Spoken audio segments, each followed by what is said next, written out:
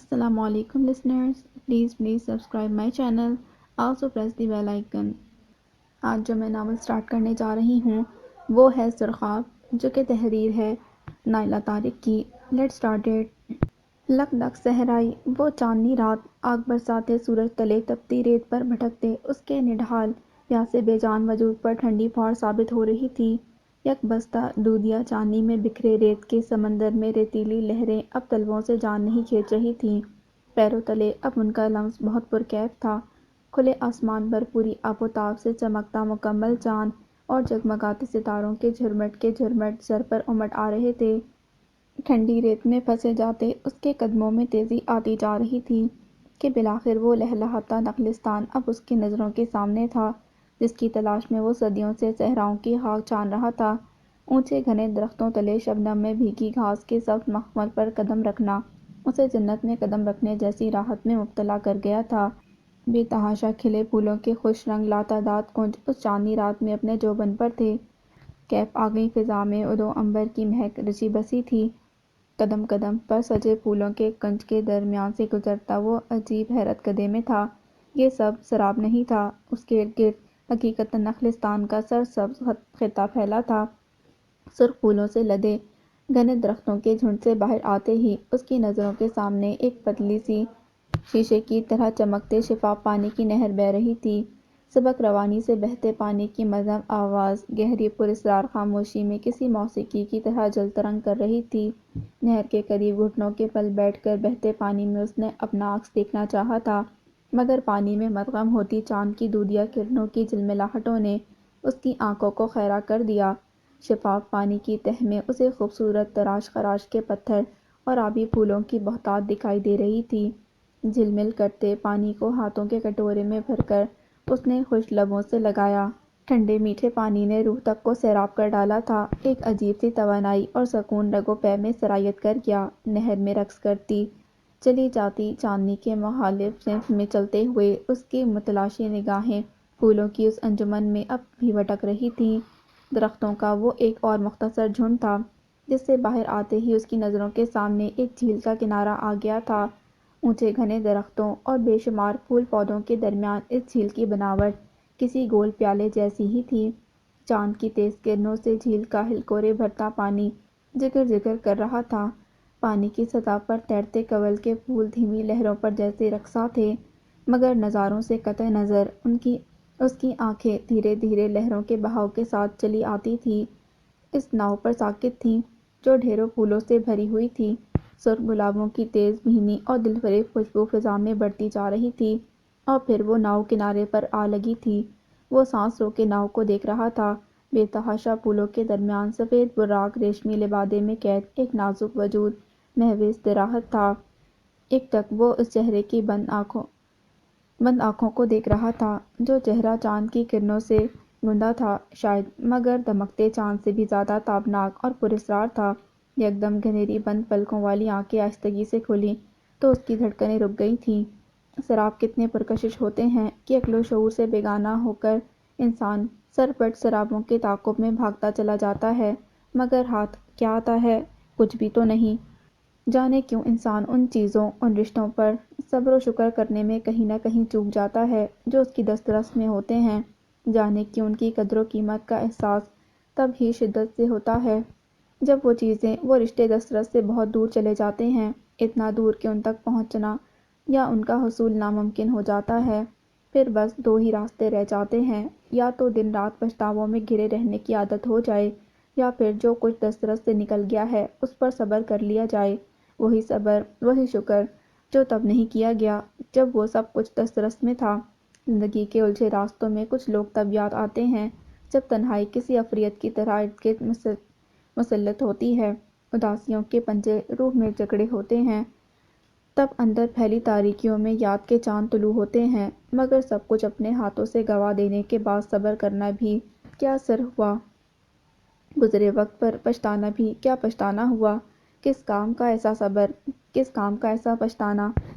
سمندری شوریدہ لہروں سے نگاہ ہٹا کر وہ دوبارہ اپنے گھٹنوں پر رکھی ڈائری کے پھڑپڑاتے اوراق دیکھنے لگا تھا۔ ایک ورق پر لکھی سطر پر اس کی نگاہیں جم گئی تھیں۔ تم سے جدا ہونے کے 5 سال بعد مجھے تم سے محبت ہو گئی تھی۔ مگر اس ایک سطر میں لکھا گیا اعتراف ادھورا تھا، کہیں نہ کہیں نامکمل تھا، اور پھر ہر گزرتے دن کے ساتھ اس اعتراف کی گہرائی اور سچائی اس پر منکشف ہوتی چلی گئی۔ کچھ اعتراف وقت پر نہ کیے جائیں تو وہ ساری زندگی کی خلش بن کر رہ جاتے ہیں۔ وہ یہ پہلے نہیں سمجھ سکا، مگر اب نارسائی اور خلش سے خوفزدہ تھا۔ اب کوئی راستہ کسی نخلستان کا اسے ہی ڈھونڈنا تھا۔ خواہشوں کی لگدگ صحرا میں بھٹکتے بھٹکتے اسے بہت دیر میں اس حقیقت کا اندازہ ہوا کہ سراب کی کوئی حقیقت ہی نہیں، وہ تو بس دھوکہ ہے، مگر نخلستان کا صحراؤں میں موجود ہونا ایک اٹل حقیقت ہے۔ اسے یقین تھا کہ نخلستان کے سبزوں میں گھنے درختوں کی ٹھنڈی چھاؤں میں کہیں ٹھنڈے میٹھے پانی کے چشمے کے ارد گرد ہی کہیں اس سرخاب نے ملنا تھا جو بہت نایاب ہے، وہی سرخاب جسے کبھی وہ اپنے دسترس میں دیکھتا تھا، مگر جس کی قدر وہ نہ جان سکا، جس کو اس نے اپنی بے نیازی اور بے قدری کی دھن میں کھو دیا تھا۔ سمندر کی جھاگدار لہریں اونچی ہوتی جا رہی تھیں، رات کے کھلتے سیاہ پر آہستہ آہستہ سمندروں کی وسعتوں پر حاوی ہوتے جا رہے تھے۔ گاؤں میں اس کا وہی حشر ہو رہا تھا جو عموماً بڑھاپے کی اولاد کا ہوتا ہے۔ ماں باپ کے دنیا سے گزر جانے کے بعد کبھی ایک بہن کے گھر، کبھی دوسری بہن کے گھر اس کی زندگی ڈاواڈول ہو رہی تھی۔ بہنیں گھر بار بچوں والی تھیں، ان کو احساس تھا کہ وہ بھائی کی ٹھیک دیکھ بھال نہیں کر پا رہی ہیں۔ دونوں نے صلاح مشورے کے بعد یہ فیصلہ کیا کہ طاؤس کو بڑے بھائی کے پاس شہر بھیج دیا جائے۔ طاؤس کے لیے اس سے بڑی خوشی کی کیا بات ہو سکتی تھی؟ ویسے بھی اسے 10ویں جماعت کا امتحان دے کر آگے پڑھائی کے لیے شہر ہی جانا تھا۔ گاؤں میں اس کا کوئی مستقبل نہیں تھا۔ اسے معلوم تھا کہ شہر میں اسے اپنے بل بوتے پر ہی قدم جمانے ہوں گے۔ اپنے خاندان میں ایک وہی تھا جسے تعلیم حاصل کرنے کا جنون تھا۔ اس نے ہمیشہ خود کو اپنے ارد گرد بسنے والے لوگوں سے مختلف پایا تھا۔ وہ ان میں سے تھا ہی نہیں جو بس اس گاؤں میں پیدا ہو کر زندگی کا بوجھ ڈھوتے ڈھوتے خاک میں مل جانے کو ہی اہم گردانتے ہیں۔ اسے تو آگے بڑھنا تھا، شہر میں ویسی ہی شاندار زندگی حاصل کرنا چاہتا تھا جیسی زندگی کے بارے میں اس نے کتابوں میں پڑھ رکھا تھا۔ 10ویں جماعت کے نتائج آنے تک اس نے گاؤں میں چھوٹے موٹے کام کر کے کالج کی فیس اور کتابوں کے لیے روپے جمع کر لیے تھے۔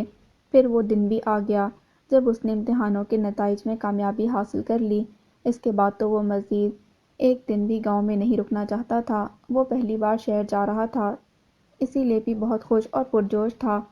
شہر پہنچنے کے بعد اپنے بھائی کے ساتھ اسٹیشن سے اس کے گھر پہنچنے تک اسے کافی مایوسی کا سامنا کرنا پڑا، اور اگلے کچھ دنوں میں اس کا جوش اور ولولہ بھی مان پڑ چکا تھا۔ جانے اتنے بڑے شہر کا وہ کون سا حصہ تھا؟ تنگ اور تاریک، بدبودار، ابلتے گٹر والی گلیاں، زنگ آلود ٹین کی چھتوں والے کیوبک نما گھر، ننگ دڑنگ بچوں کے بے ہنگم شور شرابے میں جھگڑتی عورتوں کی چپتی آوازیں۔ 2 دن میں ہی وہ گھبرا اٹھا تھا۔ وہ گاؤں کی کھلی فضا، تر و تازہ آب و ہوا میں رہنے والا فطری طور پر ایک نفیس انسان تھا۔ اس کے لیے یہ جگہ کسی عقوبت خانے سے کم نہ تھی۔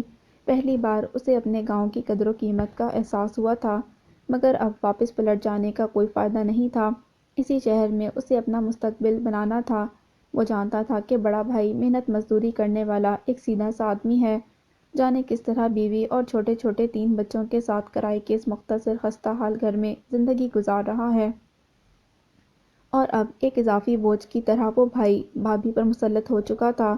بھائی پہلے ہی کہہ چکا تھا کہ شہر میں رہنے کے لیے اسے کام کرنا ہوگا، حالانکہ اسے یہ کہنے کی ضرورت نہیں تھی۔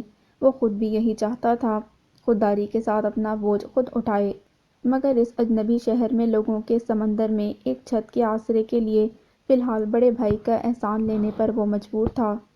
چھت بھی کیا، ایک چھوٹے سے کمرے میں بھائی کا خاندان ہی بمشکل سماتا تھا، اسی لیے پھر ایک مختصر صحن ہی رہ جاتا جہاں رات میں ہفت زدہ ماحول اور مچھروں کی بھرمار میں سونا بھی دشوار تھا۔ صحن سے نظر آتا آسمان بھی اس کی گھٹن کو کم کرنے کے لیے ناکافی تھا، البتہ صبح ہی صبح گلی کے شور و غل کے ساتھ سورج کی تیز کرنیں اسے بیزار کرنے کے لیے بہت تھیں۔ دن میں بھی آرام و سکون یہاں ناپید تھا۔ آس پاس پڑوس سے عورتوں کا آنا جانا لگا رہتا تھا، ان کی نظروں سے چھپنے کے لیے بھی اس کے پاس کوئی جگہ نہ تھی۔ روز کوئی نہ کوئی عورت اس کے بارے میں بھابھی سے استفسار کر رہی تھی۔ تنگ آ کر وہ تنگ و تاریک گھروں والی گلیوں سے دور نکل جاتا۔ اسے سمجھ نہیں آ رہا تھا یہاں وہ کس طرح یکسوئی سے اپنی پڑھائی کرے گا۔ ہر دن وہ خود کو مضبوط کرتا تھا اور ہر رات اس کا حوصلہ ٹوٹنے لگتا۔ اس رات بھی وہ مچھروں کی یلغار سے پریشان اور بھوک سے کھچتی آنتوں سے بے حال سونے کی کوشش میں ناکام تھا۔ وہ گاؤں کا پلا بڑا، کھلا، خالص اور ڈٹ کر 3 وقت کھانے والا، اب صرف رات میں ہی 2 روٹی کھانے کا گنہگار تھا۔ 2 پتلی روٹیاں اس کے لیے بالکل ایسی تھیں جیسے اونٹ کے منہ میں زیرہ۔ کبھی تیسری روٹی مانگنے کی اس میں جرأت نہ ہو سکی تھی۔ ویسے بھی اس نے ابھی بھابھی کے ہاتھ پر چند روپے بھی نہیں رکھے تھے۔ 17 سال کی عمر میں چہرے کے تاثرات پڑھنا اور رویوں کی پہچان کرنا اسے بھی آ گیا تھا، لہٰذا جو مل رہا تھا وہی غنیمت تھا۔ سارا دن اس نے اپنی بھابھی کو بچوں پر برستے دیکھا تھا کہ وہ ہر وقت کھانے کے لیے کچھ نہ کچھ مانگتے رہتے تھے۔ تینوں بچوں کو جو ملتا تھا وہ ندیدوں کی طرح اس پر پہلے کھانے کے لیے جھپٹ پڑتے، ان کی بھوک کبھی ختم نہ ہوتی تھی۔ اکثر کھانا کم پڑنے پر طاؤس کو اپنے حصے کی روٹی بھی ان میں تقسیم کرنا پڑتی تھی۔ بھابھی اپنے بچوں کو کوستی رہ جاتیں، جبکہ بھائی گونگے بہروں کی طرح اپنا کھانا کھاتا اور وہیں پیر پسار کر سو جاتا۔ بہرحال اب وہ اس ماحول سے بیزار ہونے کے باوجود اس سب کا عادی ہوتا جا رہا تھا، مگر بس ایک بھوک ہی تھی جسے برداشت کرنا ہمیشہ سے اس کے لیے ناممکن رہا تھا۔ صحن میں لگے نلکے سے 2 کٹورے بھر بھر کے اس نے پانی پیا تاکہ بھوک کی آگ کچھ ٹھنڈی ہو۔ سر اٹھا کر اس نے آسمان کو دیکھا تھا، کہیں کہیں ستارے ٹمٹما رہے تھے۔ گاؤں میں رات کے وقت آسمان تاروں سے جگمگا اٹھتا تھا، وہ بہت قریب دکھائی دیتا تھا، مگر یہاں ہپ زدہ فضا میں گہری سانس بھر کر اس نے کچھ سوچا تھا، اور پھر جلنگا چارپائی کو دیوار کے قریب کرتا احتیاط سے 2 گھروں کی اس درمیانی دیوار پر چڑھ گیا۔ ساتھ والے صحن میں تاریکی کے سوا کچھ نہ تھا، مگر وہ ایک صاف ستھرا اور تھوڑا کھلا سا صحن تھا۔ دیوار پر چلتا وہ اپنے گھر کی کیوبک نما کمرے کی چھت کے کنارے پر پیر لٹکا کر بیٹھ گیا۔ ارد گرد دور تک نیچی چھتوں والے گھر تھے، لہٰذا اوپر بیٹھ کر اسے کھلی فضا کا سکون مل رہا تھا۔ ہوا کے مدھم جھونکے اسے اپنے وجود سے ٹکراتے محسوس ہو رہے تھے۔ کوئی شور و غل نہیں تھا، بآسانی وہ سر پر پھیلے آسمان کی وسعتوں کو دیکھ سکتا تھا۔ طمانینت محسوس کرتا وہ دوبارہ ساتھ والے گھر کی طرف متوجہ ہو گیا۔ وہاں بھی ایک کمرہ تھا، مگر اس کی چھت پکی تھی، جہاں آدھے حصے میں 4 دیواری کھڑی کر کے اسٹور نما کمرہ بنایا گیا تھا، جس کا ٹین کا دروازہ بند تھا۔ طاؤس کا دل چاہا کہ چھت کے اس پکے گھر پر ہاتھ کا تکیہ بنا کر لیٹ جائے۔ اگر وہ ایسا کر لیتا تو منٹوں میں سو جاتا، مگر یہ بہت معیوب حرکت تھی۔ یہاں آنے کے بعد تو پرسکون گہری نیند کے بارے میں بس سوچا ہی جا سکتا تھا، حالانکہ اب تو اس نے محنت مشقت بھی شروع کر دی تھی۔ صبح منہ اندھیرے اٹھ کر اسے اخبار گھروں میں ڈالنے جانا ہوتا تھا۔ بھائی کی جان پہچان کا ایک آدمی روز کرائے پر اسے سائیکل اس کام کے لیے دے دیا کرتا تھا۔ اخبار گھروں میں پہنچا کر وہ سیدھا کالج پہنچتا اور کالج سے چھٹی کے بعد ایک چائے اور سموسے سے اپنی بھوک مٹا کر دکان کی طرف بھاگتا۔ بڑی سی اس دکان میں رات تک سودا صرف ناپ تول کر دینے کا کام اس کے لیے نیا نہیں تھا۔ گاؤں میں اس نے یہ کام کر کے کافی تجربہ حاصل کر لیا تھا۔ دکان کا مالک اس کے کام سے خوش تھا۔ دکان میں ہی شام کی چائے کے ساتھ کچھ بسکٹ پر گزارا کرتا۔ وہ گاہکوں کو بھی سنبھالتا اور جب جب وقت ملتا اپنی کتابیں بھی کھول لیتا۔ گھر آنے تک وہ اتنا تھکا ہوا ہوتا تھا کہ کتابوں کی طرف دیکھنے کا بھی دل نہیں چاہتا تھا۔ یہ اس کے لیے تشویش کا باعث بھی تھا، لہٰذا اس نے اب ارادہ کر لیا تھا، کتنی ہی تھکن کیوں نہ ہو، اسے اب ہر حال میں رات میں توجہ سے پڑھنے کی عادت ڈالنی پڑے گی۔ سوچوں میں گم وہ یکدم اس لمحے چونکا جب ساتھ والے صحن میں اسے کوئی نظر آیا تھا۔ طاؤس کو پہچاننے میں دیر نہ لگی تھی، وہ چندا تھی۔ جس دن وہ یہاں آیا اسی دن سے ہزاروں بار بھابھی کو چندا چندا کی پکار لگاتے دیکھا۔ ہر پکار پر بوتل کی جن کی طرح چندا صحن کی دیوار سے سر نکالے کھڑی ہو جاتی، اور کبھی چینی تو کبھی دودھ، کبھی سالن تو کبھی دھنیا مرچ وغیرہ اور ایسی بہت سی ضرورت کی چیزیں بھابھی کے مانگنے پر ان کو فراہم کرتی اور غائب ہو جاتی۔ کبھی جب وہ بھابھی کے پاس گھر آتی تو واپس جانا بھول جاتی۔ بھابھی کے کئی کام نپٹاتے ہوئے اس کی کچر کچر چلتی زبان پر وہ شدید خوف میں مبتلا ہوتا تھا۔ سوکھی سڑی سی ملگجے بدرنگے لباس میں آنکھیں پھاڑ پھاڑ کر اپنی طرف متوجہ ہوتی چندا اسے سخت بری لگتی تھی۔ بھابھی سے گزر گزر کے دوران جب وہ کلکل کرتی ہنسی کو دبانے کے لیے دوپٹہ منہ میں ٹھوس کر چوری چوری طاؤس کو دیکھتی تو اس کا دل چاہتا اس لڑکی کی گردن مروڑ ڈالے۔ چندا کی وجہ سے اسے مجبوراً صحن کی چارپائی سے اٹھ کر اکلوتے کمرے میں جانا پڑتا تھا تاکہ چندا کی مسکراتی ہوئی بڑی بڑی شرم و حیا سے آری آنکھوں سے چھپ سکے۔ چندا سمیت اس محلے کی سبھی لڑکیاں شاید اس کے گاؤں کی لڑکیوں جیسی احمق تھی۔ کچی عمروں میں محبت کی پینگیں بڑھاؤ، جسے کبھی دیکھا تک نہ ہو اس مرد سے شادی کرو اور پھر بچے سنبھالو، زندگی چولہے میں جھونک دو۔ بھلا یہ بھی کوئی زندگی ہوئی؟ ارے تم وہاں چھت پر کیا کر رہے ہو؟ صحن میں کھڑی چندا کی حیران آواز نے اسے شدید خوف میں مبتلا کیا تھا۔ منہ دوسری طرف پھیر کر وہ کنکھیوں سے اسے دیکھ رہا تھا، جو درمیانی دیوار کے قریب ہی چھت سے ٹکی کھڑی لکڑی کی سیڑھی احتیاط سے طے کرتی اوپر آ گئی تھی۔ پہلو پر ہاتھ رکھے کھڑی وہ چند لمحوں تک اسے دیکھتی رہی، جو دوسری طرف منہ پھیرے بیٹھا تھا۔ میں نے اچار ڈالنے کے لیے کٹی کیریاں خشک کرنے کے لیے چھت پر رکھیں اور اٹھانا بھول گئی۔ سلائی کرتے کرتے اچانک ابھی یاد آیا تو بھاگی آئی۔ ایک پل کو تو میرا دم خشک ہو گیا تمہیں اوپر دیکھ کر۔ چھت کے کھردرے فرش پر آلتی پالتی مارے چادر پر پھیلی کیریاں سمیٹتی وہ یقیناً طاؤس سے مخاطب تھی۔ طاؤس کی نگاہ پہلے جالی دار کپڑے سے ڈھلکی ان کیریوں پر نہیں پڑی تھی۔ اس کی بھوک ایک بار پھر چمک اٹھی۔ سنو، تھوڑی کیریاں مجھے دو گی؟ طاؤس کے جھجکتے لہجے پر وہ ایک پل کے لیے حیران ہوئی تھی، مگر پھر فوراً کچھ کیریاں اس کے ہاتھ میں تھما دیں۔ کیریاں جالی دار کپڑے میں باندھتی وہ اسے ہی دیکھ رہی تھی جس نے کیری کا ایک ٹکڑا کھایا تھا، مگر پھر فوراً اسے تھوک دیا تھا۔ یہ واپس لے لو، مجھ سے نہیں کھائی جائے گی۔ خوفزدہ لہجے میں طاؤس نے کیریاں واپس کی تھیں۔ کیوں نہیں کھائی جا رہیں؟ میں نے تو نمک مرچ کے ساتھ پلیٹ بھر کر کیریاں پلک جھپکتے ہضم کر لی تھیں۔ تمہارے لیے لاؤں نمک مرچ؟ بڑے مزے کی لگیں گی۔ میں کوئی لڑکی ہوں کیا جو نمک مرچ لگا کر کیریاں کھاؤں گا؟ نہیں کھانا مجھے، بہت مہربانی تمہاری، وہ ناگواری سے بولا تھا۔ پہلے تو تم نے خود ہی کیریاں مانگی، تب یاد نہیں رہا کہ تم لڑکی نہیں ہو، وہ نخوت سے جتا رہی تھی، جبکہ طاؤس ناگواری سے سر جھٹکتا پھر سے منہ پھیر گیا۔ کیا تمہیں بھوک لگی ہے؟ چندا کے سوال کو وہ انسنی کیے دوسری طرف متوجہ رہا تھا۔ اچھا تم رکو، میں ابھی آتی ہوں۔ اب کہ وہ اسے حیران کرتی وہاں سے گئی تھی، طاؤس نے سوچا تھا کہ نیچے صحن میں چلا جائے، مگر وہ ابھی اس کھلی فضا میں رکنا چاہتا تھا۔ نیچے جانے کا سوچ کر ہی اسے سخت بیزاری ہونے لگی تھی۔ چاہتے ہوئے بھی وہ اس کو نظر انداز نہیں کر سکا تھا، جو ڈھکی ہوئی بڑی سی تشتری اٹھائے سیڑھیاں چڑھ رہی تھی۔ اس کے اوپر پہنچتے ہی وہ نظروں کا زاویہ بدل گیا۔ کھانے کی اشتہا انگیز خوشبو نے اس کا دل للچا دیا تھا۔ میں بھی جب سلائی کر کے تھک جاتی ہوں تو خود کو تر و تازہ کرنے کے لیے کچھ نہ کچھ چرتی ضرور ہوں۔ ابھی کیریاں اٹھانے کے بہانے میں کھانا کھانے ہی اٹھی تھی، اب شروع کرو کھانا۔ تشتری درمیان میں رکھتی وہ رکے بغیر بول رہی تھی۔ طاؤس نے ایک نگاہ کھانے پر ڈالی تھی۔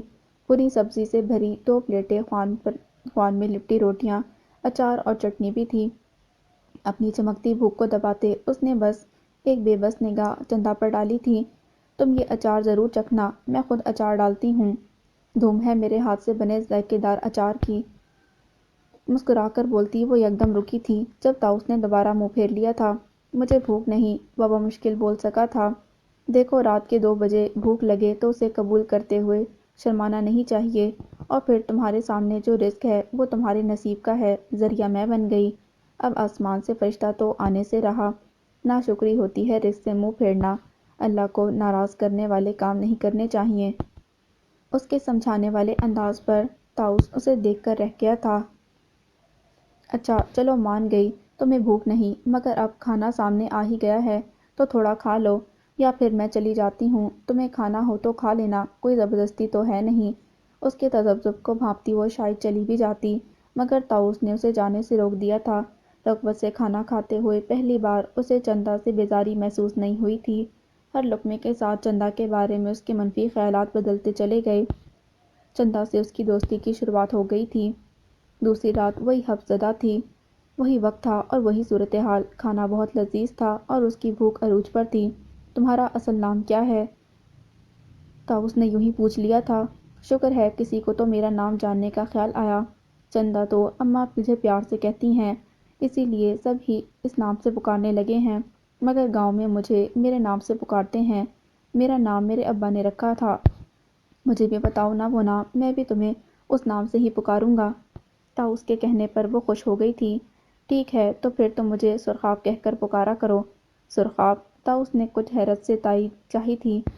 ہاں کیوں، کیا ہوا؟ اچھا نہیں ہے میرا نام؟ نہیں، یہ نام بہت اچھا ہے، چندا سے تو بہت زیادہ۔ ہلکی سی مسکراہٹ کے ساتھ وہ دوبارہ کھانے کی طرف متوجہ ہو گیا۔ پتہ ہے ہمارے گاؤں کے جنگل میں سرخاب کی ایک بہت نایاب قسم پائی جاتی ہے۔ ابا بتایا کرتے تھے کہ لوگ دور دور سے ان سرخاب کے لیے ہمارے گاؤں آیا کرتے تھے، مگر ان کے پکڑنے پر پابندی سرکار نے لگا دی تھی۔ ابا نے وہ سرخاب دیکھ رکھے تھے۔ میں نے تو کبھی نہیں دیکھے، تم نے دیکھا کبھی؟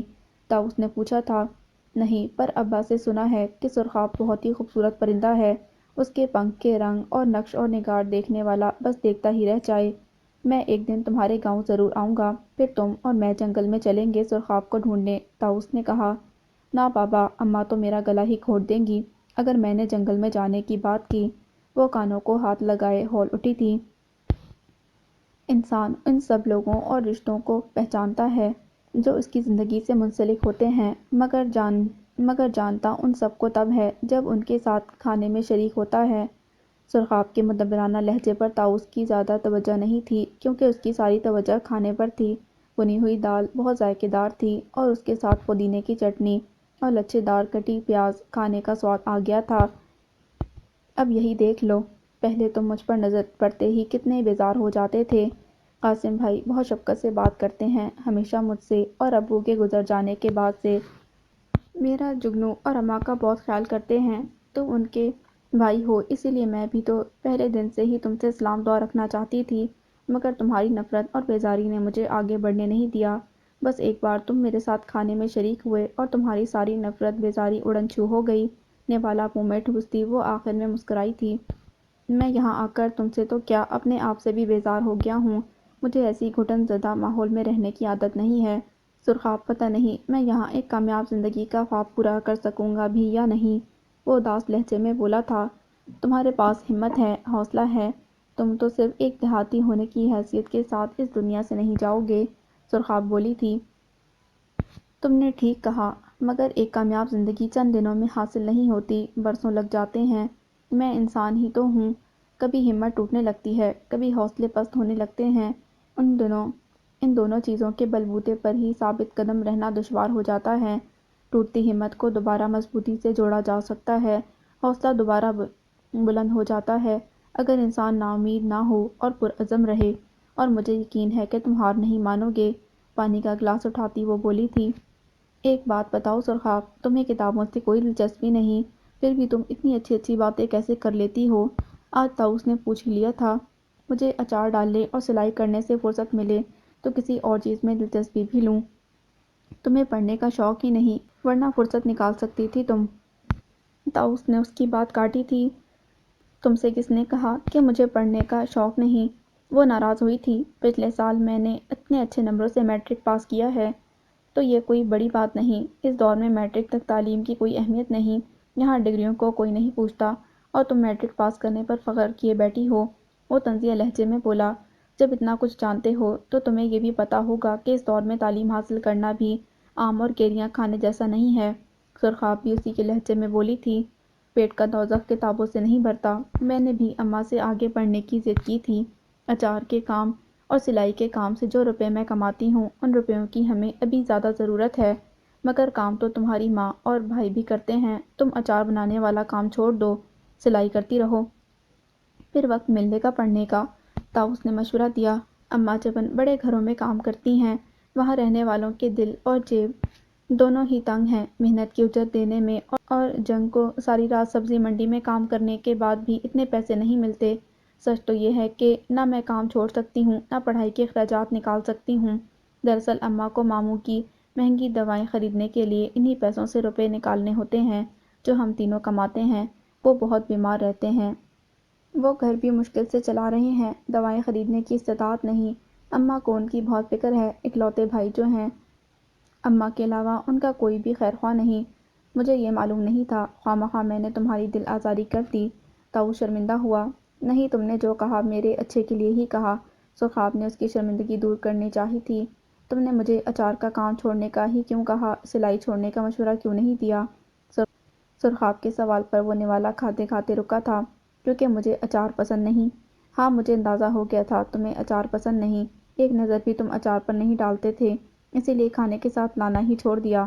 تم پہلے بندے ہو جسے میرے اچار کی قدر نہیں۔ اس محلے سے لے کر ان گھروں تک جہاں اماں کام کرتی ہیں، میرے بنائے گئے اچار ہی کھائے جاتے ہیں۔ اب تو میرے بنائے گئے اچار اس محلے کی دکانوں کے علاوہ باہر کی دکانوں تک بھی پہنچ چکے ہیں۔ وہ فخر سے بولتی طاؤس کو خوف میں مبتلا کر رہی تھی۔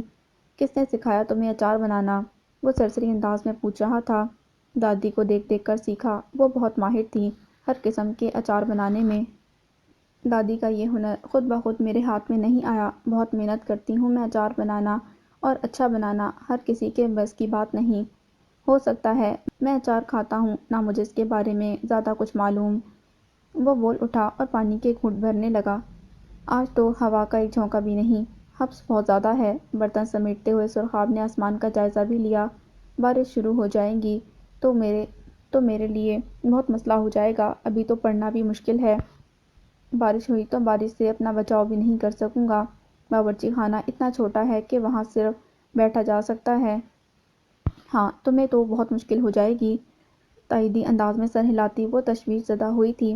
آج 15 تاریخ ہے۔ طاؤس کے سوال پر اس نے اس بات میں سر ہلایا تھا۔ ابھی بھی اتنے دن باقی ہیں یہ مہینہ پورا ہونے میں۔ وہ کسی سوچ میں گم ہوتا بڑبڑایا تھا۔ کیوں، کیا ہو گیا؟ سرخاب نے الجھ کر پوچھا۔ مہینہ پورا ہوگا تو دکان سے مجھے تنخواہ ملے گی۔ اتنے دن گزر چکے یہاں، ابھی تک میں نے بھابھی کے ہاتھ پر چند روپے بھی نہیں رکھے۔ مجھے اس طرح رہنا اچھا نہیں لگ رہا۔ طاؤس کے نادم لہجے پر اس نے ایک پل کو کچھ سوچا تھا۔ تم ایسا کرو، مجھ سے کچھ پیسے لے کر بھابھی کو دے دو۔ مہینہ پورا ہونے پر جو پیسے بھابھی کو دو گے وہ مجھے دے دینا۔ تم دو گی مجھے پیسے؟ طاؤس نے حیرت سے اسے دیکھا تھا۔ ہاں، میں جو روپے بس انداز کرتی ہوں ان میں سے دے دوں گی تمہیں، بھابھی کو بھی تھوڑا سہارا مل جائے گا۔ قاسم بھائی اور ان کا ہاتھ تنگ جو رہتا ہے، یہ تو یہاں کے ہر گھر کا مسئلہ ہے۔ مگر سرخاب، مجھے تم سے یوں روپے لینا بہت اچھا نہیں لگ رہا۔ مجھے تم سے یوں پیسے لینا بھی اچھا نہیں لگے گا۔ وہ متذبذب ہوا۔ تم اگر 2 ہفتے مزید انتظار کر سکتے ہو تو ٹھیک ہے۔ سرخاب کے کہنے پر وہ چند لمحے کچھ سوچتا رہا۔ ٹھیک ہے، مگر تمہیں کوئی پریشانی تو نہیں ہوگی؟ نہیں، مجھے خوشی ہوگی کہ میں تمہارے کسی کام آ سکوں گی۔ وہ دوستانہ مسکراہٹ کے ساتھ بولی تھی، جبکہ طاؤس خاموشی سے دوسری طرف متوجہ ہو گیا۔ میں روپے لے کر آتی ہوں۔ تم آج بھی ہماری چھت پر سو سکتے ہو اگر چاہو۔ برتن لے کر اپنی جگہ سے اٹھتی وہ اس کے دل کی بات کہہ گئی۔ اس بات میں سر ہلاتا وہ بس مشکور نظروں سے اسے دیکھ کر رہ گیا تھا۔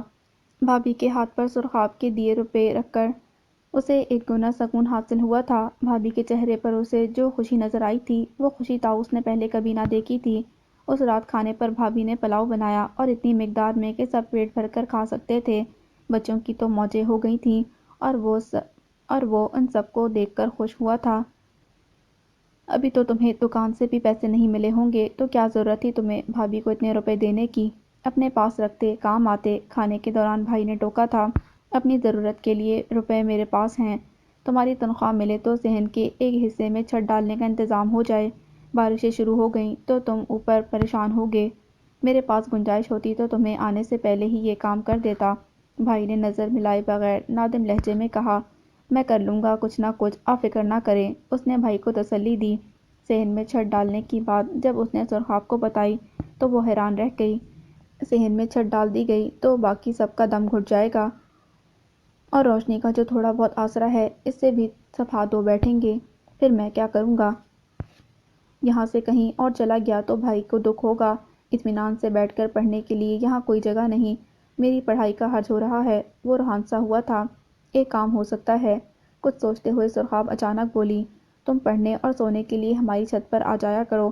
میں کمرے سے کاٹ کباڑ نکال کر اسے صاف کر دوں گی۔ کمرہ بہت چھوٹا ہے مگر کچھ نہ ہونے پر یہی بہت ہے۔ سرخاب کے مشورے نے اسے تذبذب میں ڈالا تھا۔ میں صبح ہی اماں سے بات کرتی ہوں، پھر بھابھی سے بھی بات کر لوں گی۔ قاسم بھائی کو بھی اعتراض نہیں ہوگا۔ اوپر آنا جانا تم اپنے ہی گھر سے رکھنا، اور صرف رات کی ہی تو بات ہوگی، سارا دن تم باہر ہوتے ہو۔ مجھے تو کوئی اعتراض نہیں، تم پہلے اپنے گھر میں بات کر لو۔ وہ یہی بول سکا تھا اور پھر یہ سارا معاملہ سرخاب نے چٹکیوں میں حل کر لیا تھا۔ طاؤس کے لیے زیادہ خوشی کی بات یہ تھی کہ اسے یکسوئی سے پڑھنے کے لیے ایک ٹھکانہ مل گیا تھا۔ کھلی فضا اور کھلے آسمان کی طمانینت اپنی جگہ ایک نعمت تھی۔ جس طرح بہتا پانی اپنا راستہ خود بنا لیتا ہے، اسی طرح وقت کے دھارے پر اس کی زندگی بھی رواں دواں ہو گئی تھی۔ شہر اب اجنبی نہیں رہا تھا، راستے مانوس ہو گئے تھے، شناسائیاں اور حلقہ احباب وسیع ہوتا چلا گیا۔ اس ماحول میں رچتے بستے اسے 3 برس گزر چکے تھے۔ یہاں تک وہ کسی طرح خود پر جبر کرتا صبر تحمل اور حوصلے کے ساتھ پہنچا تھا۔ یہ اللہ کے بعد سرخاب جانتی تھی ہر کٹھن وقت میں جس طرح سرخاب نے اس کا ساتھ دیا وہ دل کی گہرائیوں سے اس کا معترف تھا۔ آپ اس کو بہت سے اچھے دوست مل چکے تھے مگر اس کی زندگی میں جو مقام سرخاب کا تھا وہ کسی اور کو حاصل نہ ہو سکا۔ سرخاب صرف اس کی دوست ہی نہیں محسن بھی تھی۔ بہت بار اسے قرض کی ضرورت پڑی، ہر بار ہی اس کے کام آئی۔ سرخاب کی وجہ سے ہی بھائی بھابھی کی نظروں میں اس کی خودداری قائم رہی۔ جب جب وہ اس دن رات کی مشقت سے ہارنے لگتا سرخاب ہمت اور حوصلہ بڑھانے میں کوئی کسر نہ چھوڑتی تھی۔ کبھی کبھی طاؤس کو یوں لگتا جیسے اس کی باتوں میں یا اس کے لب اور لہجے میں کوئی جادو ہے، حالانکہ نہ وہ بہت گہری باتیں کرتی نہ ہی اس کے منہ سے فلسفہ جھڑتا تھا۔ اس کے الفاظ، اس کا لہجہ بہت سادہ تھا۔ اس کا آدھا دن اچار بنا کر مرتبانوں میں بھرتے گزرتا اور آدھا دن سلائی اور گھر کے دیگر کاموں میں۔ وہ کبھی کتابی باتیں کر ہی نہیں سکتی تھی مگر پھر بھی اس کا ہر جملہ طاؤس کے دل پر اثر کرتا تھا۔ سرخاب کے مشوروں پر چل کر اس نے اپنے بھائی بھابھی اور ان کے بچوں کو بھی اپنا گرویدہ کر لیا تھا۔ بھائی کو اس کا سہارا ملا تو گھر کے مالی حالات پہلے سے بہتر ہو گئے، بچے اسکول میں پڑھنے لگے۔ بھابھی کو اپنے بچوں سے زیادہ اس کی فکر رہتی تھی۔ کامیابیوں اور اچھی زندگی کے لیے کوشش کرتے ہوئے اپنے ارد گرد رہنے والوں کو بھولنا نہیں چاہیے۔ ہماری وجہ سے کسی کے چہرے پر خوشی ہو، آسودگی ہو تو اپنی زندگی کو کامیاب اور آسودہ کرنے کے لیے خون نہیں جلانا پڑتا۔ سرخاب نے بس ایک بار یہ بات کہی تھی، تب سے وہ خود سے پہلے باقی گھر والوں کے آرام اور ضروریات کا خیال رکھنے لگا تھا۔ بہنوں سے ملنے وہ چھٹیوں میں پہلے خود گیا، دوسری بار وہ اپنے بھائی بھابھی اور بچوں کو بھی ساتھ لے گیا۔ اس کی بہنیں بھی خوش تھیں کہ شہر جا کر بھائیوں نے بلایا نہیں۔ واقعی قریبی خونی رشتہ دار انسان سے خوش ہوں، اس کی مہربانیوں کے بدلے محبتیں اور دعائیں چھاور کرتے ہوں تو زندگی کے پیچ و خم عبور کرنا بہت دشوار نہیں لگتا۔ ہر رات کا یہ معمول تھا، سرخاب کے ساتھ کھانا کھانا اور دن بھر کی روداد اسے سنانا۔ اس کی سننا کھانا ختم ہونے کے ساتھ اس کی باتیں بھی ختم ہو جاتیں، وہ دوبارہ کتابوں میں گم ہو جاتا۔ اور پھر صبح ہونے میں جب چند گھنٹے رہ جاتے تو یہ چند گھنٹوں کی نیند وہ سو جاتا۔ سرخاب نیچے جا کر سو جاتی یا سلائی کرتی، یہ اس نے کبھی سرخاب سے نہیں پوچھا تھا، لیکن ایک رات اسے یہ پتہ چل گیا کہ نیچے جا کر کون سا کام کرنا سرخاب کا معمول ہے۔ اس رات کھانے کے بعد سرخاب اسے سو جانے کی تائید کرتی نیچے چلی گئی تھی۔ طاؤس کے سر کا ہلکا ہلکا درد بڑھتا چلا گیا، کتابیں بند کر کے وہ سمیٹتا کمرے میں آ گیا۔ اسے یہی لگا کہ نیند پوری نہ ہونے کی وجہ سے درد بڑھ رہا ہے۔ اس نے سونے کی کوشش کی مگر سر کے شدید درد کی وجہ سے نیند بھی غائب ہو گئی، ورنہ تو وہ تکیے پر سر رکھتے ہی گہری نیند سو جایا کرتا تھا۔ جب اسے یقین ہو گیا کہ درد کی گولی کھائے بغیر گزارا نہیں تو اسے اپنی عقل پر افسوس ہوا، مگر کھانے کے وقت ہی وہ سرخاب کو سر درد کا پتہ دیتا تو ضرور کوئی گولی مل جاتی۔ بہرحال گھوڑے کی طرح درد سے پھٹتے سر سے مجبور ہو کر اسے سیڑھیوں سے سرخاب کے صحن میں اترنا ہی پڑا۔ رات کے اس پہر سرخاب کو پکارنا مناسب نہیں تھا، چھت سے نیچے آنا بھی کوئی مناسب نہیں تھا، مگر درد کی شدت نے اسے زیر کر دیا تھا۔ سیڑھیاں اتر کر اسے مزید آگے جانے کی ضرورت نہیں پڑی، سامنے ہی مختصر سے برآمدے میں اسے سرخاب نظر آ گئی۔ جائے نماز پر بیٹھی وہ دعا مانگ رہی تھی۔ دیوار پر لگے روشن بلب میں اس کے آنسوؤں سے تر چہرے کے تاثرات بہت کرناک تھے۔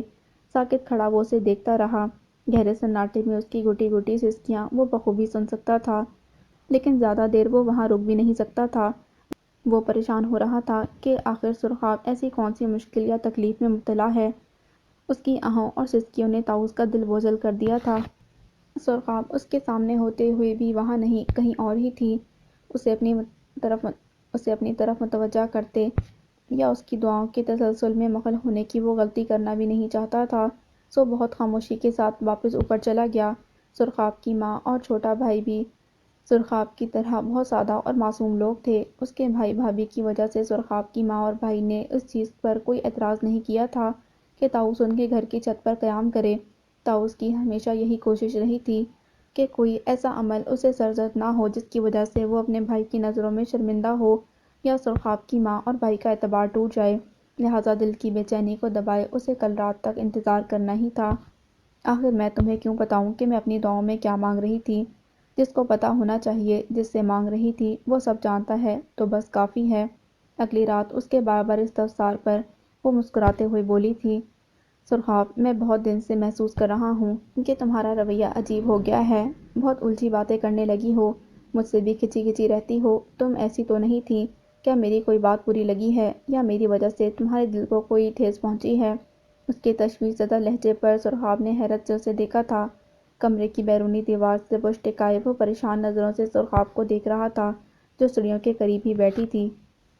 ادھورے چاند کی روشنی میں اس کے تاثرات طاؤس سے چھپے نہیں تھے۔ سوچ رہی ہوں کہ تمہاری اتنی مصروف زندگی میں اتنا وقت بھی ہو سکتا ہے کہ تم میرے لیے کچھ محسوس کرو۔ گہری سانس لیتی ہوئی نظر جھکائے ہوئے بولی، تمہیں یوں ہی وہم ہو رہا ہے؟ میں جیسی پہلے تھی آج بھی وہی ہوں۔ تمہارے لیے میں کبھی نہیں بدل سکتی، نہ ہی مجھے تمہاری کوئی بات بری لگ سکتی ہے۔ اس کے خاموش ہونے پر وہ چند لمحوں تک بغور اسے دیکھتا رہا۔ اتنا انجان تو وہ کبھی نہیں تھا کہ سرخاب کے خاموش جذبوں کی آنچ محسوس نہ کر پاتا۔ یہ چیز کبھی کبھی اس کو پریشان کرنے لگتی۔ اپنے مقاصد کے حصول اور کامیابیوں کی جدوجہد میں وہ کہیں اور بھٹکنا نہیں چاہتا تھا۔ سرخاب کی آنکھوں میں اسے اپنا چہرہ نظر آنے لگا تھا۔ یہ بات اسے خوفزدہ کرنے کے لیے کافی تھی۔ وہ سرخاب کی اس کے جذبوں کی قدر کرتا تھا، دل میں اس کی بہت عزت بھی کرتا تھا۔ پرواہ تھی، مگر اس سب کو کوئی اور رنگ دینا طاؤس کے لیے ناممکن تھا۔ سرخاب اس کی دوست تھی، محسن تھی، ہمدرد، غمگسار، بہت مضبوط سپورٹ تھی، مگر اس سے زیادہ اور کچھ نہیں۔ اور اگر کچھ ہوتا تو بھی وہ اس مقام تک نہیں پہنچا تھا کہ سرخاب کی حوصلہ افزائی کرتا۔ بڑھتی خاموشی کی گمبھیرتا میں سرخاب نے سر اٹھا کر اسے دیکھا تھا۔ تم جاننا چاہتے ہو کہ میں اپنی دعاؤں میں کیا مانگتی ہوں؟ کون سی چیز مجھے آدھی آدھی راتوں میں آنسو بہانے پر مجبور کرتی ہے؟ سرخاب کی مدھم آواز میں جو کچھ تھا وہ دل بند کر دینے کے لیے کافی تھا۔ اب نہیں جاننا چاہتا، وہ بمشکل خود کو مضبوط کرتا بولا تھا۔ جو کچھ میں جاننا نہیں چاہتا اسے سن بھی نہیں سکتا، جو سن نہیں سکتا پھر اسے قبول کیسے کر سکتا ہوں؟ اس کے سرد لہجے پر وہ بس ساکت نظروں سے اسے دیکھتی رہی جو نظر ملائے بغیر بولتا جا رہا تھا۔ میری یہاں موجودگی کی تمام وجوہات اور میری زندگی کے تمام مقاصد سے تم اچھی طرح واقف ہو سرخاب۔ میں جس راستے پر چل رہا ہوں اس سے بھٹکنا نہیں چاہتا۔ محبت سے ڈرتے ہو؟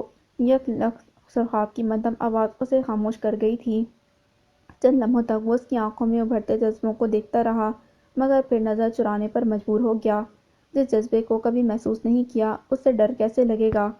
محسوس نہیں کیا یا محسوس کرنے سے دور بھاگ رہے ہو؟ وہ عجیب سے لہجے میں اس کی بات کاٹ گئی۔ پتہ نہیں، میں اس بارے میں مزید کوئی بات نہیں کرنا چاہتا۔ وہ نہیں جانتا تھا کہ کیا ہوا، بس یکدم اسے پہلی بار سرخاب پر غصہ آیا تھا۔ دو ٹوک انداز میں بات ختم کر کے وہ اپنی کتابیں اٹھا کر کمرے میں جا کر بند ہو گیا، یا پھر سرخاب کی دزیدہ نگاہوں سے چھپنے میں ہی اس نے عافیت جانی تھی۔ پھر بہت دن گزر گئے۔ سرخاب اور اس کے درمیان رات میں دوبارہ کوئی جومعنی بات اور بحث و تکرار نہ ہوئی۔ اس رات دونوں ہی پردے میں رہ کر ایک دوسرے پر اپنے دل کی بات اور مواقف واضح کر گئے تھے۔ اس رات جو سرد مہری طاؤس کے دل میں سرخاب کے لیے قائم ہوئی تھی وہ آہستہ آہستہ ختم تو ہو گئی تھی، مگر غیر محسوس انداز میں وہ بہت سنبھل گیا تھا، بہت محتاط ہو گیا تھا۔ سچ تو یہ تھا کہ سرخاب اپنی خوبیوں کے باوجود اس کی زندگی میں وہ جگہ نہیں حاصل کر سکی تھی جو وہ حاصل کرنا چاہتی تھی۔ طاؤس اس کا احسان مند تھا، ساری زندگی سرخاب کی عزت اور احترام کرنا اس پر فرض ہو گیا تھا، مگر سرخاب کے لیے وہ اس سے زیادہ کچھ سوچ نہیں سکتا تھا۔ مگر وہ اس کی دل آزاری یا روک بننے کی وجہ بھی نہیں بننا چاہتا تھا کہ بہرحال سرخاب ایک نازک دل اور جذبے رکھنے والی لڑکی تھی۔ ہر گزرتے دن میں وہ اس بارے میں سوچ رہا تھا کہ بات حد سے گزرنے سے پہلے اسے کچھ نہ کچھ اب کرنا ہی ہوگا۔ سرخاب نے اس رات کے بعد سے دوبارہ ایسی کوئی بات نہ کی تھی جو اسے پریشان کرتی، مگر وہ جانتا تھا کہ اسے دوبارہ کوئی نازک وقت آنے سے پہلے کچھ کرنا ہوگا۔ ایک دوست کی مدد سے اسے ایک بڑے شاپنگ سینٹر میں ایک بڑی سی کاسمیٹک شاپ پر سیلز مین کی جاب مل گئی تھی۔ اب اسے صبح اخبار گھروں میں پہنچانے اور دکان پر سودا صرف ناپ تول کر دینے کی ضرورت نہیں رہی تھی۔ سیلز مین کی جاب فی الوقت سیلری کے اعتبار سے بھی اس کے لیے پرکشش تھی۔ ہر ماہ بھابھی کو گھر کے اخراجات دینے اور اپنے اخراجات کے لیے روپے نکال کر وہ بقیہ روپے سرخاب کے پاس ہی رکھواتا تھا۔ زندگی اب پہلے کی طرح سخت اور کٹھن نہیں رہی تھی۔ یونیورسٹی کے بعد اس کا سارا وقت کاسمیٹک شاپ پر گزرتا اور پھر تھوڑا وقت یونیورسٹی فیلوز کے ساتھ۔ رات کا معمول وہی تھا، کتابوں کو وقت دینا، سرخاب کے ساتھ مزید کھانا کھانے اور گزرے دن کے واقعات ایک دوسرے کو گوش گزار کرنا۔ مدھم ہوا کے جھونکوں میں محسوس ہوتی خنکی بدلتے موسم کی نشاندہی کر رہی تھی۔ چادر سر پر ٹھیک کرتی وہ اسے ہی دیکھ رہی تھی جو کسی سوچ میں گم کھانا بہت بے دلی سے کھا رہا تھا۔ کیا بات ہے طاؤس، بس میری ہی سنے جا رہے ہو، خود کوئی بات نہیں کر رہے؟ کھانا بھی ٹھیک سے نہیں کھایا تم نے، کوئی پریشانی ہے کیا؟ نہیں کوئی پریشانی نہیں ہے، بھوک نہیں آج، بس اسی لیے۔ پانی کے گھونٹ لیتا وہ غائب دماغی سے ہی بولا تھا۔ ہم اس وقت بھوک کی وجہ سے کھانا نہیں کھاتے ہیں طاؤس، ہم اس وقت کھانا اسی لیے کھاتے ہیں کہ ہمیں اس وقت کھانا کھانے کی عادت ہو چکی ہے، وہ ہلکی سی مسکراہٹ کے ساتھ بولی تھی۔ ہاں اور یہ اور بات ہے کہ تم کسی عادت سے اکتا کر اسے بدلنے کی سوچو۔ سرخاب کے معنی خیز لہجے پر طاؤس نے بغور اس کے سادہ چہرے کو دیکھا تھا۔ پتہ ہے آس پڑوس کی لڑکیاں جب تمہارے لیے اپنی پسندیدگی کا اظہار میرے سامنے کرتی ہیں، تمہارے لیے ٹھنڈی آہیں بھر رہی ہوتی ہیں، تو پہلے کی طرح اب مجھے برا نہیں لگتا۔ مدھم لہجے میں بولتے ہوئے سرخاب نے نگاہ اٹھا کر اسے دیکھا تھا۔ جو ہماری نظروں میں اہم اور چاہے جانے کا حقدار ہو، اسے سب اہمیت دیں تو اچھا لگتا ہے۔ کوئی اور بات کرو سرخاب، تم جانتی ہو مجھے اس قسم کی باتوں سے شدید چڑ ہے، اور ان آس پڑوس کی لڑکیوں کو خدا را اپنے تک محدود رکھو۔ کوفت اور ناگواری سے ٹوکتا وہ اسے خاموش کر گیا تھا۔ میں نے موضوع بدلنے کی بات کی ہے، تمہیں چپ رہنے کا نہیں کہا۔ اسے یکدم ندامت ہوئی تھی جو بولا تھا۔ میں یہ جانے کیوں بھول جاتی ہوں کہ تم ہم میں سے نہیں، ہمارے جذبے، ہمارے دل کی باتیں سمجھنے کے لیے تمہارے پاس وقت نہیں۔ سرخاب تم خود کو ان سب بیوقوف لڑکیوں میں شامل مت کرو۔ وہ بری طرح چلا اٹھا تھا جبکہ سرخاب فوری طور پر کچھ بول نہ سکی تھی۔ طاؤس، یونیورسٹی میں جو لڑکیاں ساتھ پڑھتی ہیں، کیا وہ سب بھی تمہاری نظر میں بے وقوف ہیں؟ ان سب میں اور اس محلے کی لڑکیوں میں زمین آسمان کا فرق ہے۔ طاؤس کا لہجہ لکڑی توڑ کر ہاتھ میں دینے والا تھا۔ چلتی تو وہ سب بھی زمین پر ہیں، سرخاب سرد لہجے میں بولی تھی۔ تمہیں کوئی اور بات کرنی ہے یا میں اٹھ جاؤں یہاں سے؟ طاؤس کے سرد اور سپاٹ لہجے میں وہ سر جھٹکا گئی تھی۔ تمہیں کچھ بتانا تھا، اس کی مدھم آواز پر وہ چونکا تھا۔ امّو میرے ماموں کے بیٹے سے میرا رشتہ طے کرنا چاہتی ہیں، ماموں کی خواہش پر۔ اس کی اطلاع پر طاؤس فوری طور پر کچھ بول نہ سکا۔ اور تم کیا چاہتی ہو؟ اس کے سوال پر سرخاب نے نظر اٹھا کر اسے دیکھا جو ساکت رہ گیا تھا، اس کی آنکھوں سے برستے خاموش آنسوؤں پر۔ تم جانتے ہو میں کیا چاہتی ہوں؟ رندے ہوئے لہجے میں اس کی لرزتی کربناک آواز طاؤس کے دل کو جکڑ گئی تھی۔ وہ زیادہ دیر اس کی جل تھل آنکھوں میں نہیں دیکھ سکا تھا۔ تمہارے لیے میری زندگی بھی حاضر ہے سرخاب، مگر مجھ سے وہ سب مت چاہو جو میری دسترس، میرے اختیار میں نہیں۔ اس کی جانب دیکھے بغیر وہ بوجھل لہجے میں بولا تھا۔ میں تم سے کچھ نہیں مانگ رہی طاؤس، میں تو بس تمہاری زندگی میں شامل ہونا چاہتی ہوں۔ تم جہاں تک پہنچنا چاہتے ہو وہاں تک تمہارے ساتھ جانا چاہتی ہوں، مگر اس حیثیت کے ساتھ جس کے قابل تم مجھے نہیں گردانتے۔ وہ گھٹی آواز میں بولتی چلی گئی تھی۔ تم چاہتی ہو کہ میں خود پر جبر کروں، مجبور ہو کر تمہارے سامنے سر جھکا دوں کیونکہ تمہارے بہت احسان ہیں مجھ پر۔ طاؤس کے سوال پر اس نے نفی میں سر ہلاتے ہوئے برتن سمیٹے تھے اور سر جھکائے چپ چاپ سیڑھیاں اترتی نگاہوں سے اوجھل ہو گئی۔ اس کے جانے کے بعد طاؤس کا اضطراب بڑھتا ہی چلا گیا۔ دل میں بھی سرخاب کے حوالے سے سوچیں اس پر حاوی ہوتی رہی تھیں۔ ایسا پہلی بار ہوا تھا جو اس کا سامنا کرنا چاہتا تھا، اور یہ پہلی بار ہی ہوا تھا کہ اگلی رات مقررہ وقت گزرنے کے بعد بھی سرخاب معمول کی طرح کھانا لے کر اوپر نہ آئی تھی۔ طاؤس کو اندازہ نہیں تھا کہ سرخاب بھی اس کا سامنا نہیں کرنا چاہتی۔ مزید 2-3 راتیں اور گزر گئیں۔ وہ منتظر رہا مگر سرخاب کی آہٹ تک نہ آئی۔ یقیناً وہ بہت سنجیدگی سے روٹھ گئی تھی۔ طاؤس کی پشیمانی بھی اب غصے میں بدلنے لگی تھی۔ اس کا دل سرخاب کی جانب سے سخت بدگمان ہو رہا تھا۔ وہ مانتا تھا کہ سرخاب نے اس کا بہت ساتھ دیا زمین پر قدم جمانے کے لیے، مگر اس کا مطلب یہ ہرگز نہیں تھا کہ سرخاب اس کی مرضی کے خلاف اس کی زندگی پر مسلط ہو جائے۔ جو کچھ سرخاب نے اس کے لیے کیا تھا وہ سب سود سمیت اسے واپس چاہیے تھا۔ یہ یقین ہونے کے بعد طاؤس کو یہی مناسب لگا کہ اس سے پہلے کہ سرخاب اس کی نظروں میں اپنی قدر کھو دے، اب اس کو کوئی حتمی فیصلہ کرنا چاہیے۔ رات کی گہری خاموشی نے اس کا استقبال کیا تھا۔ چند لمحے لگے تھے اسے خود کو مضبوط کرنے میں، اگلے ہی پل وہ اس کمرے کی سمت بڑھی تھی جس کا دروازہ کھلا ہوا تھا۔ زرد روشنی باہر پھیلی تاریکی کو کم کر رہی تھی۔ دہلیز پر رک کر اس نے طاؤس کو دیکھا تھا جو ہاتھوں کا تکیہ بنائے چھت کو تکتا سوچوں میں گم تھا، مگر پھر اس کی موجودگی کا احساس ہوتے ہی چونک کر اٹھ بیٹھا تھا۔ بھابی نے آج بتایا تھا کہ تم اب ہاسٹل میں رہو گے؟ اس کی جانب دیکھے بغیر وہ بولی تھی جو اپنی جگہ سے اٹھتا دروازے کی سمت ہی آ رہا تھا۔ کمرے سے باہر آتی اس نے دوبارہ سرخاب کی سمت دیکھا تھا۔ پڑھائی کا یہ آخری سال ہے، مجھے زیادہ توجہ اور محنت کی ضرورت ہے۔ یہ سال ہاسٹل میں گزارنا بہتر ہوگا، اسی لیے جا رہا ہوں۔ سچ کیوں نہیں کہتے کہ تم مجھ سے جان چھڑا کر دور بھاگنا چاہتے ہو؟ سرخاب نے سرد لہجے میں جتا دیا۔ ہاں، دور جانا چاہتا ہوں کیونکہ میں تم سے بیزار نہیں ہونا چاہتا۔ وہ صاف گوئی سے بولا تھا۔ تمہاری بیزاری میرے لیے حیرت ناک نہیں ہوگی۔ انسان جب تک دوسروں کے لیے اپنی ذات کی نفی کرتا رہا اسے سر پر بٹھایا جاتا ہے، مگر جہاں اس نے اپنی کسی خواہش کو مقدم جانا وہیں اسے سر سے آنکھوں سے یہاں تک کہ اسے اس مقام سے بھی گرا دیا جاتا ہے۔ وہ تلخ لہجے میں بولی تھی۔ سرخاب، جسے چاہا جاتا ہے اس پر جبر نہیں کیا جاتا، اسے مجبور نہیں کیا جاتا، اپنی خواہش کو اس پر مسلط نہیں کیا جاتا، یہ سب خود غرضی کے زمرے میں آ جاتا ہے۔ وہ اسے سمجھانے والے انداز میں بولا تھا۔ زندگی میں کبھی نہ کبھی ہم سب ہی اپنے غرض، اپنے مفاد کے لیے سوچنے پر مجبور ہو جاتے ہیں۔ تم بھی تو اپنے مقصد، اپنی شاندار زندگی کے لیے کسی کی بے لوث محبت کو قبول نہیں کرنا چاہتے۔ نظر جھکائے وہ لرزتے لہجے میں بولی تھی۔ تم سمجھنے کی کوشش کیوں نہیں کرتی ہو؟ طاؤس کا جی چاہا تھا اسے شانوں سے تھام کر جھنجھوڑ دے۔ میں خود غرض نہیں ہوں، میں تمہیں اپنے ساتھ لے کر آگے بڑھنا چاہتا ہوں، تم سے تعلق توڑنے کا سوچ بھی نہیں سکتا۔ تم میری زندگی کا ایک سچ، ایک حقیقت، ایک حصہ ہو۔ ایک حصہ ہوں تمہاری زندگی کا، اور بس۔ صورت سے اس کی بات وہ کاٹ گئی۔ ایسا کیا ہوگا اس میں جو تمہاری پوری زندگی پر حق حاصل کر سکے گی؟ ایسا بھی کیا ہے تم میں جو میں تمہاری زندگی میں شامل نہیں ہو سکتی؟ آج بتا ہی دو طاؤس، بار بار تمہارے انکار کی ذلت سہنے سے بہتر ہے ایک ہی بار تمہاری سن کر ہمیشہ کے لیے خاموش ہو جاؤں۔ روندے لہجے میں وہ سرخ چہرے کے ساتھ بھر اٹھی تھی۔ سرخاب، میرا سچ تم سے برداشت نہیں ہوگا، مگر آج مجھے سچ کہنا ہی پڑے گا۔ میری زندگی پر کسی ایسی لڑکی کو حق حاصل نہیں ہو سکتا جس کا آدھا دن اچار اور مربے بنانے پر خرچ ہوتا ہو، جس کے لباس میں اچار کے مسالوں کی مہک رچ بس چکی ہو۔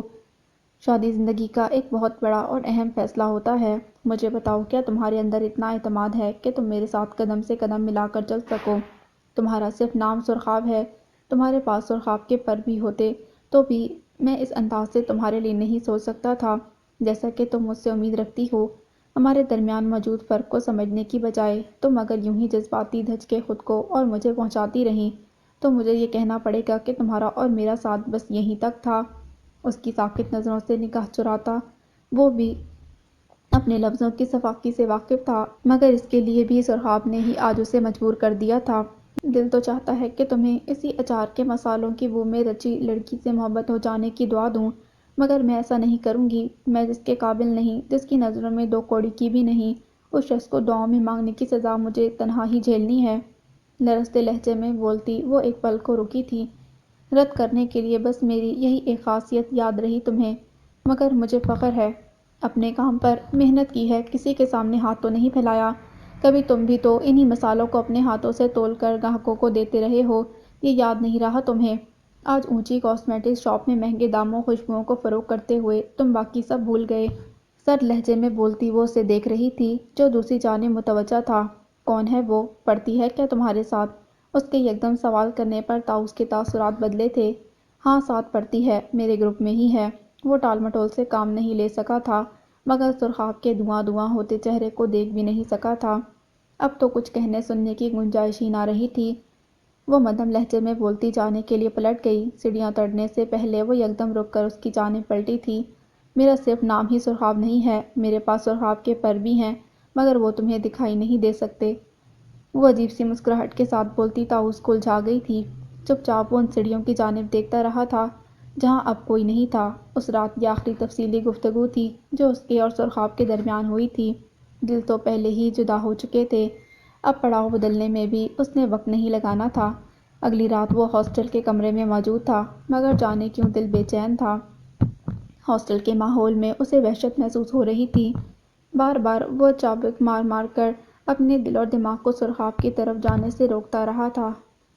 گاؤں چھوڑنے کے بعد اسے جن حالات کا سامنا رہا، اس کے بعد اب اس کے لیے کہیں بھی ایڈجسٹ کرنا مشکل نہیں تھا، مگر پھر بھی مسکن کیسا ہی کیوں نہ ہو، رہتے رہتے انسان کو انسیت ہو ہی جاتی ہے۔ ہاسٹل آنے کے بعد وہ بہت دن تک جان بوجھ کر گھر نہیں گیا تھا۔ ہاسٹل کے ماحول کا عادی ہونے کے لیے یہ ضروری بھی تھا۔ ہاسٹل میں بھی اسے بہت اچھے دوست مل گئے تھے۔ انہی دوستوں کے ساتھ شہر سے باہر کچھ دن گزارنے کے ٹرپ پر روانہ ہونے سے پہلے ایک رات وہ گھر جا پہنچا۔ بھابھی سے پتہ چلا کہ سرخاب کی ماں بہت بیمار ہے۔ بھائی نے تاکید کی تھی کہ جاتے جاتے ان کی عیادت کرتا جائے۔ بھائی کی تاکید نہ ہوتی تب بھی وہ عیادت کے لیے ضرور سرخاب کا دروازہ کھٹکھٹاتا۔ دروازہ سرخاب نے ہی کھولا تھا۔ پہلی نظر میں طاؤس اسے پہچان نہیں سکا۔ وہ بہت کمزور اور ہلدی کی طرح زرد دکھائی دے رہی تھی۔ طاؤس کو اچانک سامنے دیکھ کر اس کی آنکھوں میں ایک پل کے لیے بے یقینی سی ابھری تھی، مگر پھر اس کی آنکھیں بھی اس کے چہرے کی طرح ہر تاثر سے عاری ہو گئی تھیں۔ اندر آنے کے لیے نہیں کہو گی؟ نہیں۔ اس کا سوال مکمل سنے بغیر وہ انکار کر گئی تھی۔ کیسی طبیعت ہے اب اماں کی؟ ابھی مجھے بھابھی نے بتایا کہ سب ٹھیک ہے، ضرورت نہیں تمہاری ہمدردی کی۔ اس کی بات کاٹتی وہ سخت سپاٹ لہجے میں بولی۔ طاؤس ایک پل کو تو سناٹے میں ہی رہ گیا۔ مت کرو یہ سب سرخاب، یہ انداز نہیں جچ رہا تھا۔ دزدیدہ نظروں سے اسے دیکھتا وہ اور کچھ بول ہی نہ سکا۔ اسے سرخاب کا یہ اجنبی انداز واقعی بہت تکلیف پہنچا رہا تھا۔ مجھے اب کسی کی نظر میں جچنا بھی نہیں، وہ اسی لہجے میں بولی تھی۔ سرخاب تم نے اگر یوں ہی مجھے دروازے سے لوٹا دیا تو یاد رکھنا واپس پلٹ کر نہیں آؤں گا، ہمیشہ کے لیے چلا جاؤں گا۔ بمشکل ضبط کیے وہ سرخ چہرے کے ساتھ بولا تھا۔ تم تو بہت پہلے ہی جا چکے ہو طاؤس، اب تم 1000 بار واپس آؤ یا ہمیشہ کے لیے چلے جاؤ، میرے لیے ایک برابر ہے۔ سپاٹ لہجے میں بولتی وہ ایک جھٹکے سے دروازہ بند کر گئی تھی۔ لب بھنچے وہ بند دروازے سے نگاہ ہٹاتا تیز قدموں کے ساتھ وہاں سے نکلتا چلا گیا۔ ٹرپ کے وہ 15 دن اس کی زندگی کے یادگار ترین خوبصورت دن ثابت ہوئے۔ غم زمانہ، نہ غم روزگار، نہ پری نہ جلوہ گری، ہر فکر سے آزاد، بغیر کسی شراکت داری کے یہ 15 دن اپنے لیے صرف اپنے ساتھ جیے تھے۔ کسی کے لیے جینے سے پہلے اپنے لیے بھی جینا بھی تو اہم ہے۔ ذات کے گرد موجود خول ٹوٹ گئے تھے۔ اپنے ساتھ اور قدرت کے حسین نظاروں کے قریب گزارے گئے لمحوں نے اس کی شخصیت کو نکھار اور اعتماد بخشا تھا۔ دل دماغ کی تمام گرہیں جیسے کھل گئی تھیں۔ اعصاب پرسکون تھے۔ عزم اور حوصلہ پہلے سے کہیں زیادہ تھا۔ ٹرپ سے واپس آنے کے بعد وہ فوراً بھائی کے گھر نہیں جا سکا تھا، اور پھر جب گیا تو راستے میں اسے ایک بھولا بسرا چہرہ اور ایک نام یاد آیا، اور پھر سرخاب سے آخری گفتگو بھی۔ تذلیل کا احساس دوبارہ جاگا تھا، اور طیش بھی۔ سرخاب اور اس کے خیال کو بھی اس نے فوراً جھٹک دیا تھا۔ سرخاب کے گھر کے سامنے سے گزرتے ہوئے اسے ایک عجیب سا احساس ہوا تھا۔ چندا کی ماں بیمار تو پہلے تھی، ایک رات دوا کھا کر سوئی تو سوتی رہ گئی بیچاری۔ بھابھی کی اطلاع نے اسے کچھ پل کے لیے پتھرا دیا تھا۔ جگنو بھی ایسا کوئی سمجھدار نہیں، ابھی کس طرح یہاں گزارا کرتی۔ اس کے ماموں دونوں بہن بھائی کو اپنے ساتھ گاؤں لے گئے، 4 دن پہلے ہی تو گئے ہیں وہ سب گھر فروخت کر کے۔ اب کوئی نئے لوگ ہیں۔ پڑوس تمہارے بھائی کی جان پہچان ہے، بھابھی بتا رہی تھیں، مگر وہ بس گمسم سا ہو گیا۔ سرخاب کی طرف سے دل کتنا ہی بدظن کیوں نہ ہوتا، مگر بہرحال وہ ماہ و سال کا ساتھ تھا، اپنوں سے بڑھ کر تھی وہ اس کے لیے، مگر پھر ایسی روٹھی کہ غیروں کو بھی مات دے گئی۔ وہ پاگل لڑکی جو اس کے خاموش آنسوؤں کو جاگتی آنکھوں سے دیکھے گئے خوابوں کی گواہ تھی، جس کی باتیں اس کے درد کا درماں ہوا کرتی تھیں، آج وہ اپنے دکھ اپنے درد میں اسے شریک ہونے کا بھی ایک موقع دیے بغیر دور جا چکی تھی۔ بھولنا انسان کی فطرت میں کہیں نہ کہیں شامل ہوتا ہے، یا پھر سب وقت کے ہیر پھیر میں کہیں گم ہو جاتا ہے۔ کبھی کبھی انسان جان بوجھ کر ان لمحوں، ان چہروں کو بھلا دینا مناسب سمجھتا ہے جو اس کے خیال میں بہت اہم نہیں ہوتے۔ اپنے مقاصد کے حصول اور کامیابیوں کی جدوجہد میں وہ بھی سب کچھ بھلا کر بس اپنے راستے پر آگے بڑھتا جا رہا تھا۔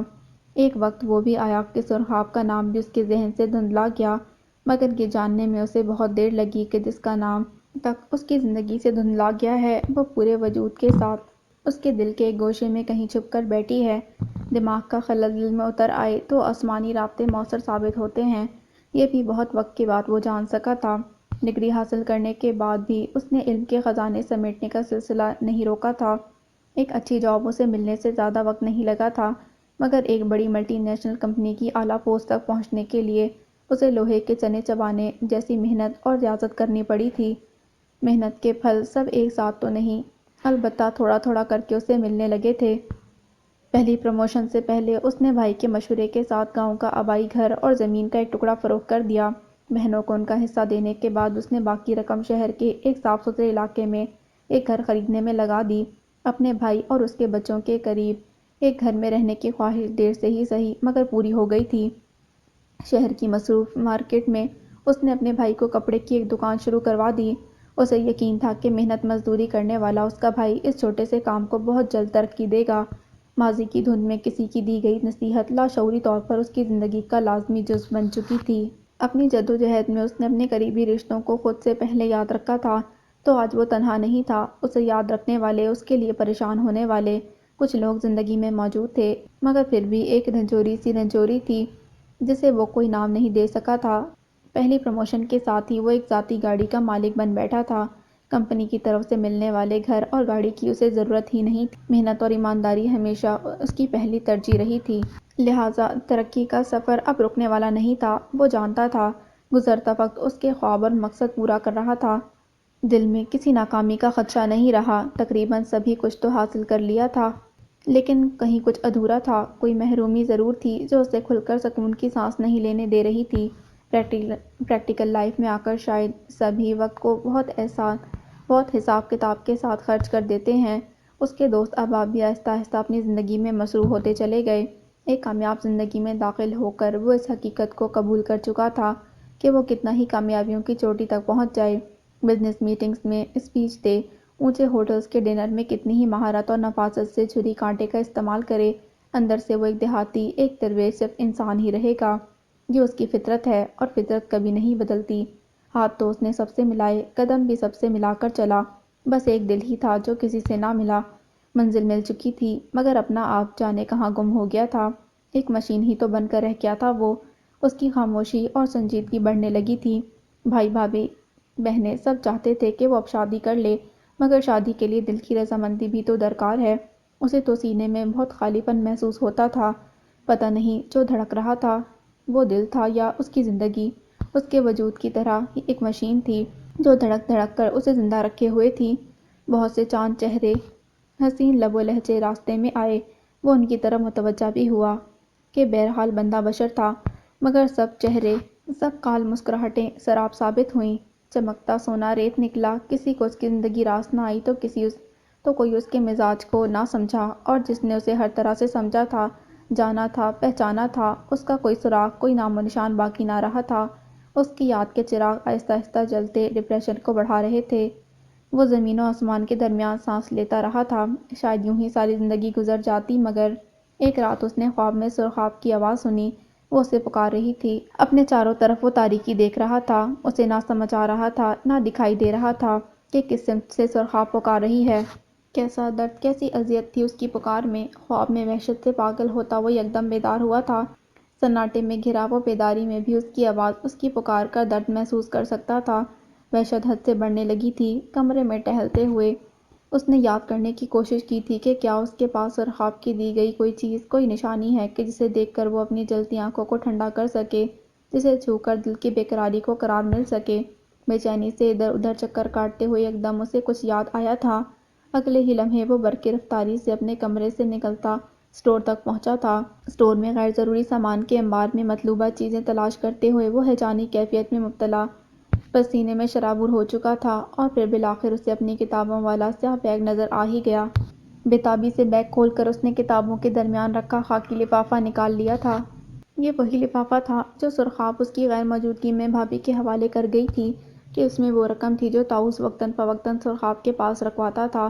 وہ کتنی امانت دار تھی، طاؤس جانتا تھا، اسی لیے تو اس نے لفافہ کھول کر رقم کو گننا بھی نہیں تھا، اور یوں ہی بیگ میں رکھ کر اسے بھول بھی گیا تھا۔ وہ نہیں جانتا تھا کہ لفافہ اس کی آنکھوں میں کیوں دھندلا رہا ہے، کیوں سینے میں کچھ پگھل رہا ہے۔ بے اختیار اس نے بند لفافے کو اپنے ہونٹوں سے لگا لیا تھا۔ یکلگ ایک مانوس بھولی بسی مہک اس کی قوت شامہ سے دھیرے سے ٹکرائی تھی۔ گرم سیال تیزی سے اس کے چہرے کو بھگوتا جا رہا تھا۔ لفافے سے اچار کے تیل اور مسالوں کی مہک پھوٹ رہی تھی اور اس کے قلب کو ہوا دے رہی تھی۔ دل تو چاہتا ہے کہ تمہیں اسی اچار کے مسالوں کی بو میں رچی لڑکی سے محبت ہو جانے کی دعا دوں، ایک آواز اس کے کانوں میں گونج رہی تھی۔ لفافہ کھولتے ہوئے وہ گھٹی گھٹی آواز میں بچوں کی طرح رو رہا تھا۔ کئی غبار تھا جو پھٹ پڑا تھا۔ لفافے میں کاغذ میں لپٹے روپے موجود تھے، تبھی وہ ساکت ہوا تھا۔ روپے اس کے ہاتھ سے گر گئے اور آنکھیں ہاتھ میں رہ جانے والے سفید کاغذ پر ساکت رہ گئی تھیں۔ آستین سے بھیگی آنکھیں رگڑ کر اس نے دوبارہ کاغذ پر موجود تحریر کو پڑھا تھا، بار بار پڑھا تھا۔ کوئی کن چھری اس کی گردن پر چلنے لگی تھی۔ کاغذ پر ایک گاؤں کا نام پتہ تھا، کون سی ٹرین اس کے گاؤں تک جاتی ہے یہ بھی لکھا تھا، جگنو اور اس کے ماموں کا پورا نام بھی لکھا تھا، اور آخر میں تمہاری کامیابیوں کے لیے ہمیشہ دعا مانگتی رہوں گی، جب زندگی میں سب کچھ حاصل کر لو تو بس ایک بار اپنا چہرہ دکھانے چلے آنا، اتنا حق تو دے سکتے ہو تم مجھے، انتظار کروں گی۔ کاغذ اس کے ہاتھ میں لرز رہا تھا۔ 6 سال بعد پچھتاوے کی اذیت تھی یا زیاں کے کرب کی شدت، بال مٹھی میں جگرتا وہ بمشکل اپنے اضطراب کو ضبط کر سکا تھا۔ کاش وہ اس لفافے کو بہت پہلے کھول دیتا۔ اس کا جی چاہا سر زمین پر مار کر پھوڑ لے یا دیواروں سے ٹکرا دے۔ پتہ نہیں کتنی دیر بعد وہ حواسوں میں لوٹا تھا، کاغذ پہ لکھی تحریر کو ایک بار پھر پڑھتے ہوئے۔ ایک آس، ایک امید دل میں پھیلے تاریک سناٹوں میں جاگنے لگی تھی۔ ہمت اور حوصلہ، وہ ہارنے والوں میں سے نہیں تھا۔ کچھ بھی سوچے سمجھے بغیر وہ اسی وقت سرخاب تک پہنچنے کے لیے بے چین اور بے اختیار ہو گیا تھا۔ گھر میں سب کی حیرانی کی اسے پرواہ تھی، نہ اپنی مصروفیت کی جس کی پرواہ تھی۔ اس نے سب بھلا دیا تھا۔ صبح کی روشنی مکمل پھیلی بھی نہ تھی۔ وہ سفری بیگ کے ساتھ اسٹیشن پر موجود تھا۔ کانوں میں بس ایک پکار گونج رہی تھی۔ گو آگ سے چھاتی جلتی تھی، گو آگ سے دریا بہتا تھا، ہر ایک سے دکھ نہیں کہتا تھا، چپ رہتا تھا، غم سہتا تھا۔ نادان ہیں وہ جو چھیڑتے ہیں اس عالم میں دیوانوں کو۔ اس شخص سے ایک جواب ملا، سب اپنوں کو بیگانوں کو، کچھ اور کہو تو سنتا ہوں، اس باب میں کچھ مت فرمانا۔ اس بستی کے ایک کوچے میں ایک انشا نام کا دیوانہ ایک نار پہ جان کو ہار گیا، مشہور ہے اس کا افسانہ۔ ٹرین پوری رفتار سے اپنی منزل کی سمت گامزن تھی۔ کھڑکی کے باہر ہر منظر گہری تاریکی میں ڈوبا ہوا تھا۔ تاریکی میں ڈوبتے ابھرتے چہرے کو دیکھتا وہ ماضی میں بہت پیچھے کہیں پہنچا ہوا تھا۔ کچھ آرام کے غرض سے وہ اس دن یونیورسٹی سے جلدی واپس آ گیا تھا۔ دوپہر کا وقت تھا، آگ برساتے سورج نے کمرے کی دیواروں اور ٹین کی چھت کو تپایا ہوا تھا۔ ہبس اور گرمی سے برا حال تھا، آرام کیا خاک ملتا، لیکن پھر بھی وہ ڈٹائی سے آنکھیں بند کیے لیٹا ہوا تھا۔ تبھی سرخاب کی چپتی آواز نے اسے مزید بیزار کیا۔ بمشکل وہ کمرے سے باہر چلچلاتی دھوپ میں آنے کی ہمت کر سکا تھا۔ سیڑھیوں پر ہی پیر ٹکائے وہ چھت کے کنارے ٹکی ہوئی تھی، گویا لگے سرخ چمکتے دوپٹے کے ہالے میں۔ طاؤس نے دنگ ہو کر اس کے چیختے چلاتے سرخی پاؤڈر میں لتھڑے چہرے کو دیکھا تھا، اور اگلے ہی پل وہ اپنی بے اختیار پھوٹتی ہنسی کو روک نہیں پایا تھا۔ دوسری جانب سرخاب چند لمحوں تک ہونکوں کی طرح منہ کھولے اسے دیکھتی رہی تھی، مگر پھر خود بھی اس کے ہنستے چہرے کو تکتی مسکرا اٹھی۔ تم ہنستے رہا کرو طاؤس، بہت اچھی لگتی ہے تمہاری ہنسی۔ اس کے سادہ سے انداز پر طاؤس نے جیسے ناک پر سے مکھی اڑائی تھی۔ سچ کہہ رہی ہوں، مگر تم ہو کہ مسکرانے میں بھی کنجوسی کرتے ہو، وہ خوشمگی لہجے میں بولی تھی۔ میں تم پر ہنس رہا ہوں، بے وقوف، اندازہ بھی ہے تمہیں؟ چلو میں ہی وجہ بن گئی تمہارے ہنسنے کی۔ دھوپ سے بچنے کے لیے وہ ہاتھ کا چھبا بنائے جتاتے ہوئے انداز میں بولی تھی۔ وہ دیکھو ذرا ادھر، تمہارے ہنسنے سے موسم بھی بدل رہا ہے۔ وہاں سے گھٹا اٹھنے کا مطلب دھواں دار بارش اور تیز ٹھنڈی ہوائیں، گرمی کا زور اب ختم ہو جائے گا۔ آسمان کی ایک جانب اشارہ کیے وہ خوشی سے بھرپور لہجے میں بول رہی تھی، موسم میرے ہنسنے سے نہیں بدل رہا، تمہارے ہوش ربا ہار سنگھار سے گھبرا کر سورج بھی بھاگ رہا ہے، وہ بھی دم دبا کے۔ وہ مسکراتے ہوئے بولا تھا، میری سہیلی مسرت کے بھائی کی شادی ہے آج، پر اب تو میں نہیں جانے والی۔ خوب بارش میں بھیگیں گے دونوں، تمہارا خشک دماغ بھی ذرا تر ہوگا، کتابیں پڑھ پڑھ کر ویسے بھی نفسیاتی ہو چکے ہو۔ عجلت میں جاتے جاتے وہ حساب برابر کر گئی تھی، جبکہ طاؤس مسکراتے ہوئے آسمان کی طرف متوجہ ہو گیا تھا، جہاں کالی گھٹائیں ہوا کے ٹھنڈے جھونکوں کے ساتھ چھاتی چلی جا رہی تھی۔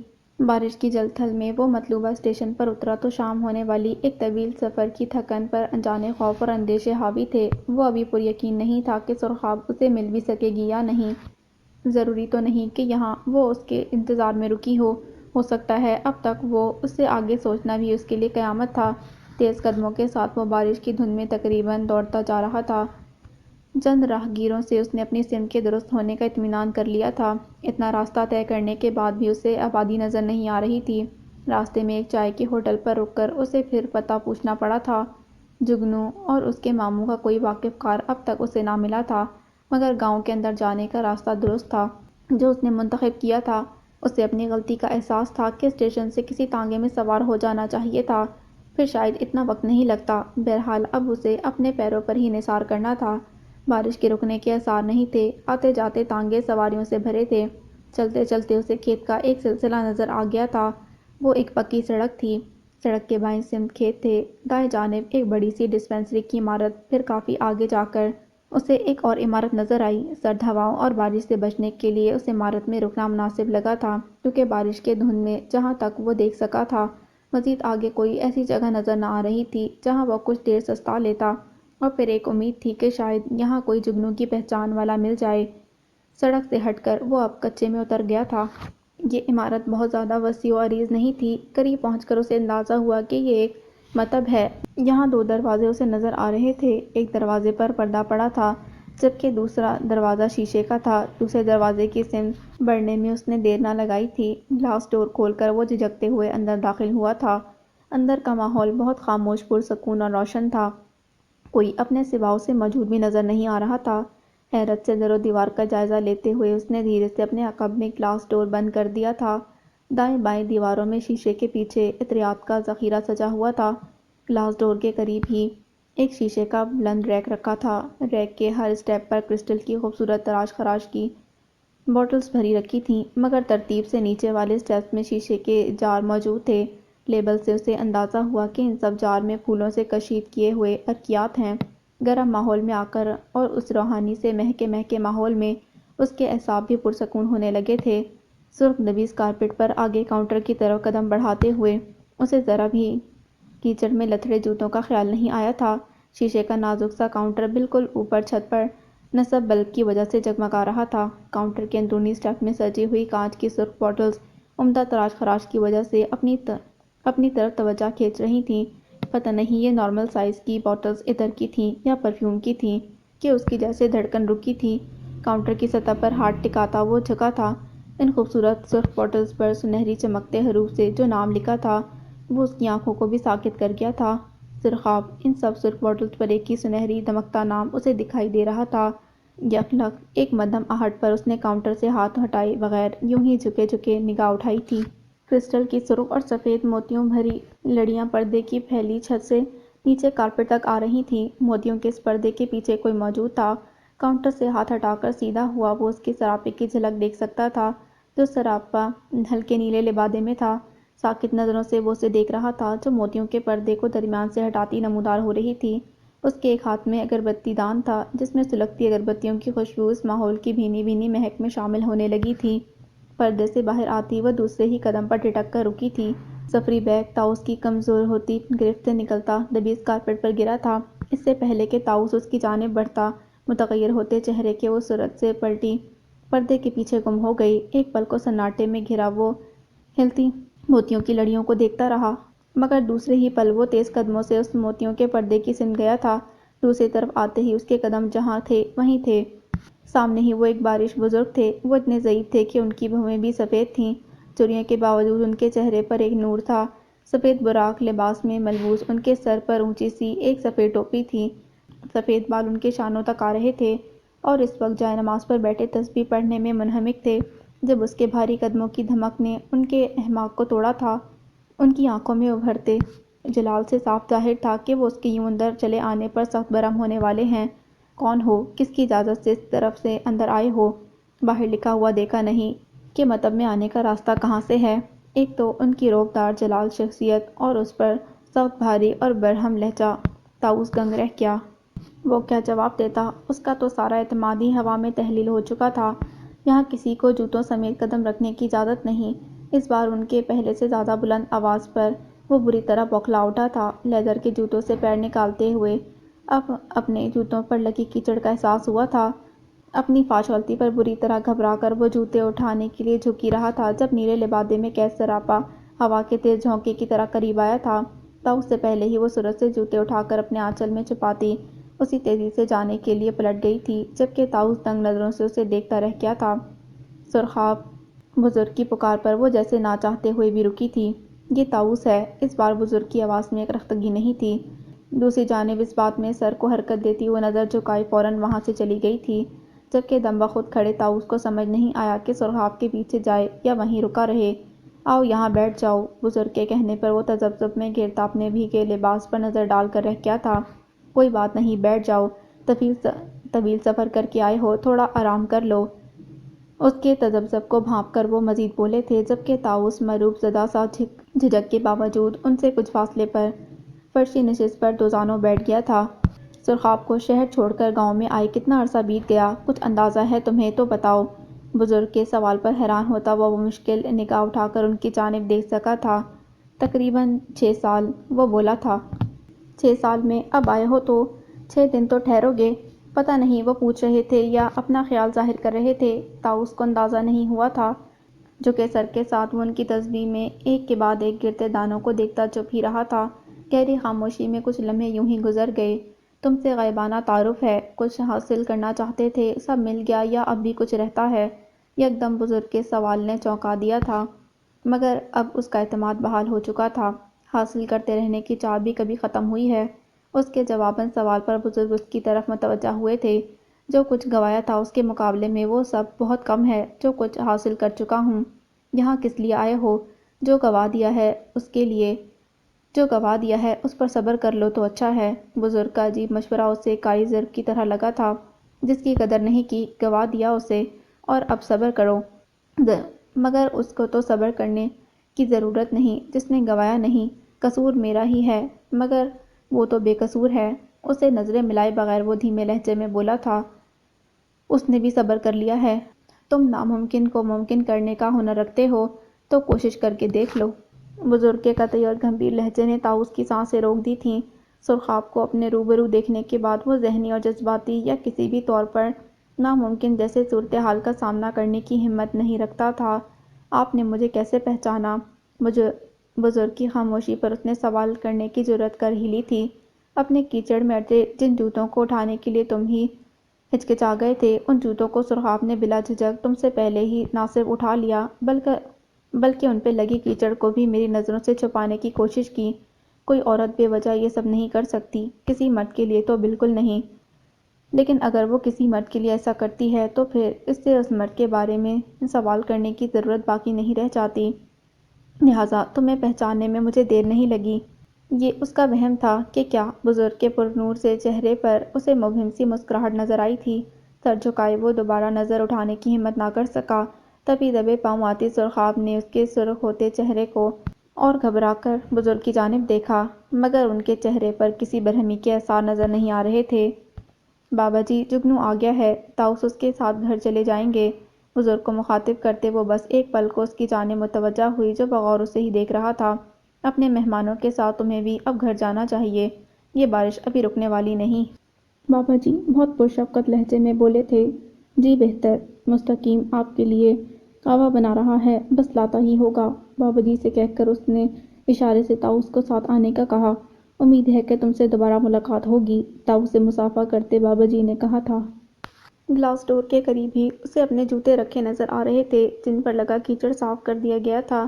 جوتے پہنتا وہ اس کی طرف ہی متوجہ تھا جو اس لڑکے کو کچھ ہدایتیں دے رہی تھی، جو یقیناً مستقیم تھا اور یہاں ملازم تھا۔ اس سے پہلے کہ وہ اپنی طرف آتی سرخاب کو مخاطب کرتا، اندر داخل ہوتے جگنو نے اپنی طرف متوجہ کر لیا تھا۔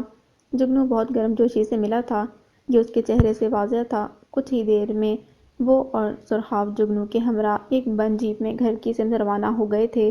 راستے میں سرخاب نے بس اس کے بھائی بھابھی اور بچوں کی خیریت دریافت کی تھی اور بس پھر جگنو ہی بولتا رہا تھا۔ گاؤں کے آبائی گھر میں جگنو اور سرخاب اپنے ماموں اور ان کے بچوں کے ساتھ ہی رہتے تھے۔ سال بھر پہلے ماموں کی بیٹی سے جگنو کی شادی ہوئی تھی۔ جگنو کے ماموں کچھ عرصے کے لیے اپنے بڑے بیٹے کے پاس گئے ہوئے تھے جو کہ ملازمت کے سلسلے میں ملک سے باہر رہتا تھا۔ جیپ کچی سڑک پر آگے بڑھتی جا رہی تھی۔ جگنو نے بتایا کہ اس کا آبائی گھر جنگل کے قریب ہے، اسی لیے گاؤں کی آبادی سے کافی الگ تھلگ ہے۔ کافی اندر جا کر بالآخر درختوں میں گھرے ایک وسیع و عریض گھر کے احاطے میں جیپ رکی تھی۔ جگنو نے بہت خوش دلی سے اپنے ماموں کے بچوں اور اپنی بیوی سے اس کا تعارف کروایا تھا اور اس دوران سرخاب جانے کہاں غائب ہو گئی۔ طاؤس کی نظریں اسے ڈھونڈتی رہ گئی تھیں۔ اسے جس کمرے میں ٹھہرایا گیا وہاں آ کر وہ حیران رہ گیا۔ دیوار گیر شیلف میں اسے بے شمار کتابوں کا ذخیرہ نظر آ رہا تھا۔ بڑے سے کمرے کی آرائش گاؤں کے طرز زندگی کے مطابق ہی تھی۔ آبادی سے کافی ہٹ کر ہونے کے باوجود طاؤس کو یہاں سبھی سہولیات میسر دکھائی دے رہی تھیں۔ کمرے کے ساتھ ہی واش روم اٹیچ تھا۔ نہانے اور چینج کرنے تک باہر اندھیرا پھیل چکا تھا۔ بارش کا زور قدرے کم ہو چکا تھا۔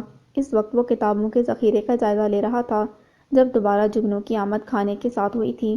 کھانے پر کافی اہتمام تھا۔ جگنو اور اس کے نوعمر ماموزاد بھائی کھانے میں طاؤس کے ساتھ شریک تھے۔ ان سب نے اپنی مہمان نوازی اور مہربانی سے اسے شرمندہ کر دیا تھا۔ کھانے کے بعد جگنو اس کے پاس ہی موجود باتیں کرتا رہا تھا۔ جگنو نے خود ہی اسے اپنے گاؤں دکھانے کی پیشکش کی جسے اس نے خوش دلی سے قبول کیا تھا۔ دوسرے دن کا وقت طے کر کے وہ اسے آرام کرنے کی تلقین کرتا جگنو چلا گیا تھا۔ طاؤس کو بھی اندازہ تھا گاؤں میں لوگ جلد سو جانے اور جلد بیدار ہونے کے عادی تھے۔ چاہنے کے باوجود وہ سرخاب کے حوالے سے جگنو سے کوئی استفسار نہ کر سکا تھا۔ یہ مناسب بھی نہیں تھا، لیکن یہ یقین اسے تھا کہ سرخاب اس کی بے چینی سے انجان نہ ہوگی۔ جگنو کے جانے کے بعد بھی وہ اپنی تھکن اور گرم بستر کو نظر انداز کیے اس کا منتظر رہا تھا، اور شاید یہ اس کا یقین ہی تھا جو سرخاب کو کھینچ لایا تھا۔ ایک ٹک وہ اسے دیکھتا رہا تھا جو سنجیدہ مسکراہٹ لبوں پر سجائے مقابل آ رکی تھی۔ طاؤس کی نظر سے اس کی شخصیت میں آنے والی تبدیلیاں اور ٹھہراؤ چھپا نہیں تھا۔ اس کی سرخی مائل گندمی رنگت اس وقت اور زیادہ نکھری نظر آ رہی تھی۔ طاؤس میں واقعی تمہاری بہت شکر گزار ہوں۔ اتنی مصروف زندگی کے اتنے جھمیلوں سے وقت نکال کر تم یہاں آئے، مجھے میری نظر میں معتبر کیا ہے۔ یہ صرف تم ہی کر سکتے تھے۔ تم سے جس قدر مضبوط تعلق رہا، اس سے یقین تھا مجھے کہ ایک نہ ایک دن میری خواہش کو پورا کرنے تم ضرور آؤ گے۔ اور کیا تم یقین کرو گی کہ تمہاری اس خواہش کا علم مجھے 2 دن پہلے ہی ہوا ہے۔ درمیان میں بولتا وہ اسے خاموش کر گیا تھا۔ تمہارا دیا گیا لفافہ اگر میں نے پہلے کھولا ہوتا تو تم تک آنے میں دیر نہیں لگتی۔ میں جانتا ہوں میں نے دیر کی ہے، لیکن جب احساس ہوا، جب یہ علم ہوا کہ کوئی میرا انتظار کر رہا ہے، تو پھر میرے قدم رکے نہیں۔ وہ مدھم لہجے میں بولتا بغور اس کے سپاٹ ہوتے چہرے کو دیکھ رہا تھا۔ بہت خاموشی سے اس کے سامنے سے ہٹتی وہ شیلف میں ترتیب سے رکھی کتابوں کی طرف چلی گئی تھی۔ یہاں آنے کے بعد مجھے کتابیں ہی یاد رہیں۔ میرا اوڑھنا بچھونا یہ کتابیں ہیں، وہ علم ہے جو مجھے ان سے حاصل ہوا۔ پہلے میں نے یہ سوچا تھا کہ میں بھی کتابیں پڑھ کر اونچائی پر جانا سیکھوں گی، اتنی اونچائی پر کہ جہاں سے سب کیڑے مکوڑے جیسے دکھائی دیتے ہوں۔ میں یہ سیکھنا چاہتی تھی کہ خود سے مخلص لوگوں کے لیے دل سخت کیسے کیا جاتا ہے، کیسے کسی محبت بھرے دل کو ٹھکرا کر اسے 2 کڑی کا کیا جاتا ہے، کیسے کسی کے پیروں کے نیچے سے زمین کھینچ کر آگے بڑھنا آسان ہوتا ہے۔ ساکت نظروں سے وہ اس کی پشت کو دیکھ رہا تھا جو بولتی جا رہی تھی۔ اس کے لہجے کی لرزش اس کی اندرونی کیفیت کی ترجمہ تھی۔ مگر میری سوچ غلط تھی۔ ان کتابوں نے مجھے خود شناسائی، خود آگاہی سکھائی، کیونکہ مجھے علم دنیا کی کامیابی سمیٹنے کے لیے نہیں چاہیے تھا۔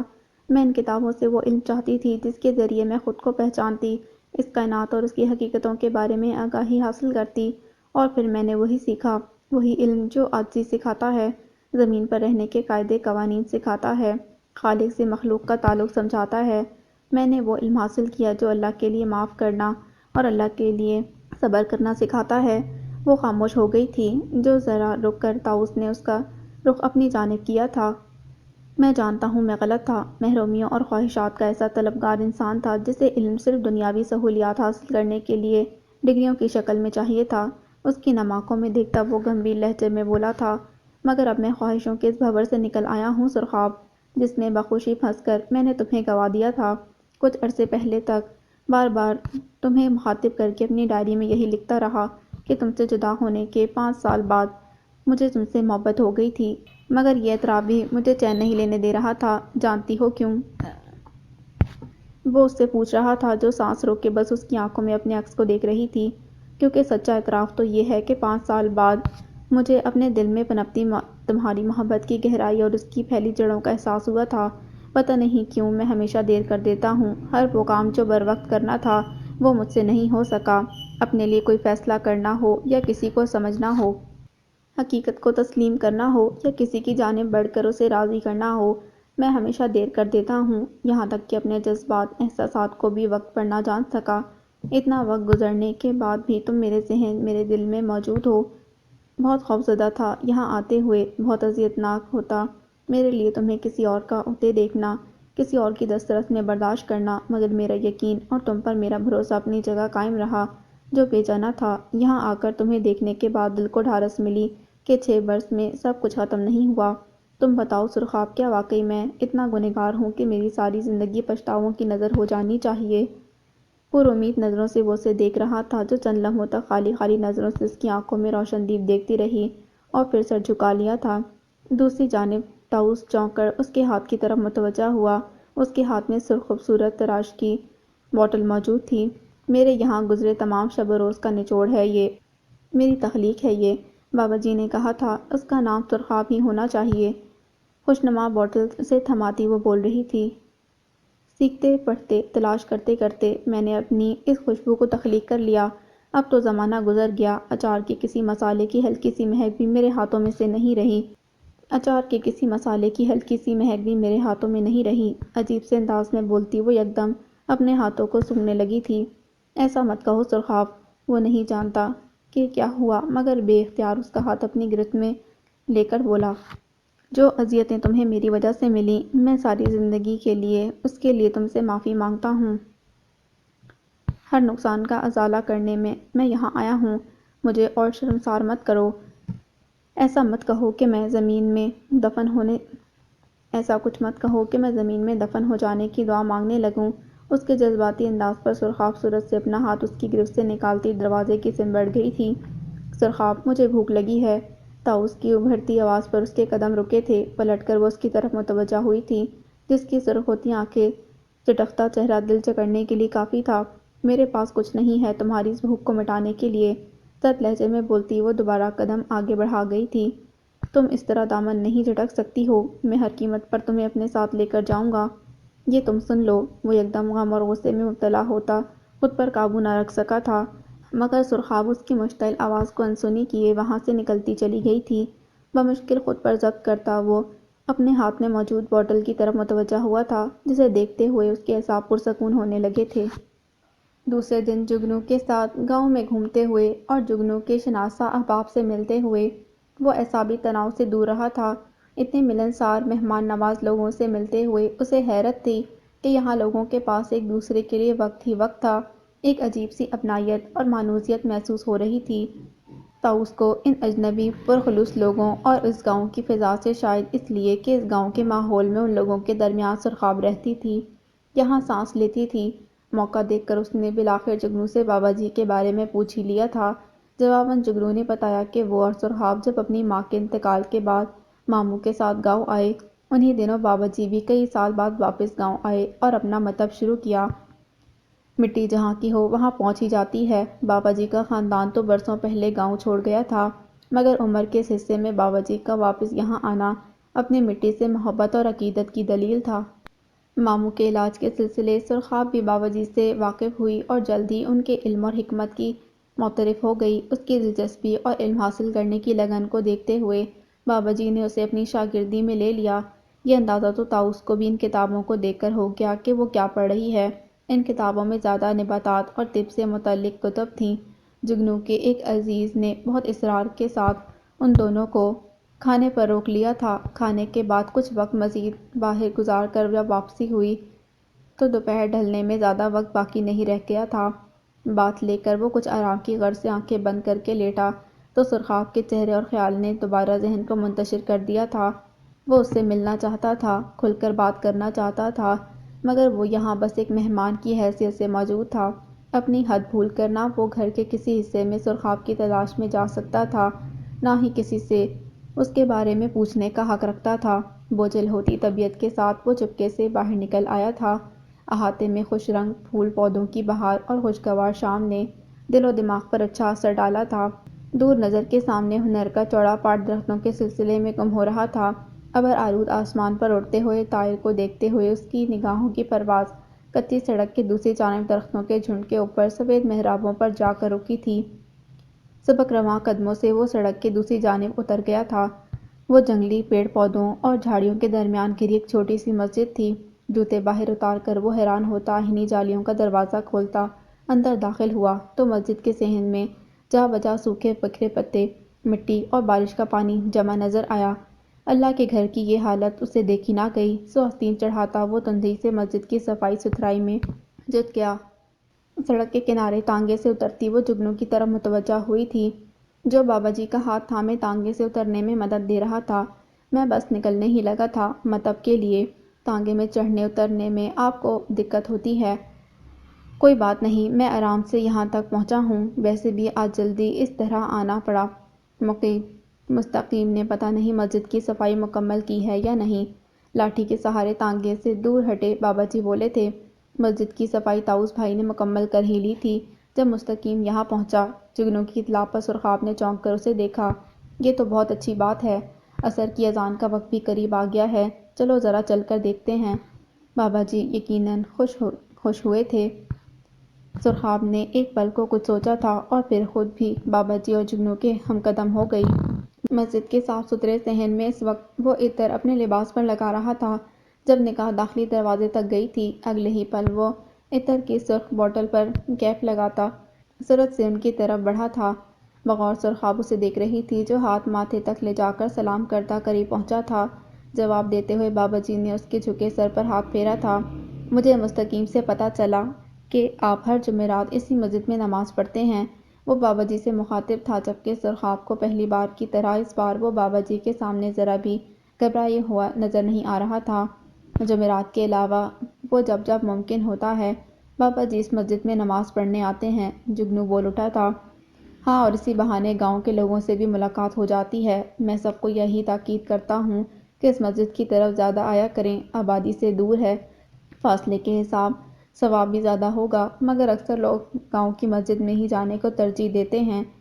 بابا جی بولتے ہوئے اس کے ہاتھ میں موجود عطر کی بوتل کو دیکھنے لگے تھے۔ یہ سرخاب کا ہی عطر ہے، مجھے تحفے میں ملا ہے۔ یہ اتنی مقدس اور پاکیزہ خوشبو ہے کہ اسے مجھے مسجد جیسے مقدس مقام تک آنے کے لیے استعمال کرنا ایک اچھا عمل ہے۔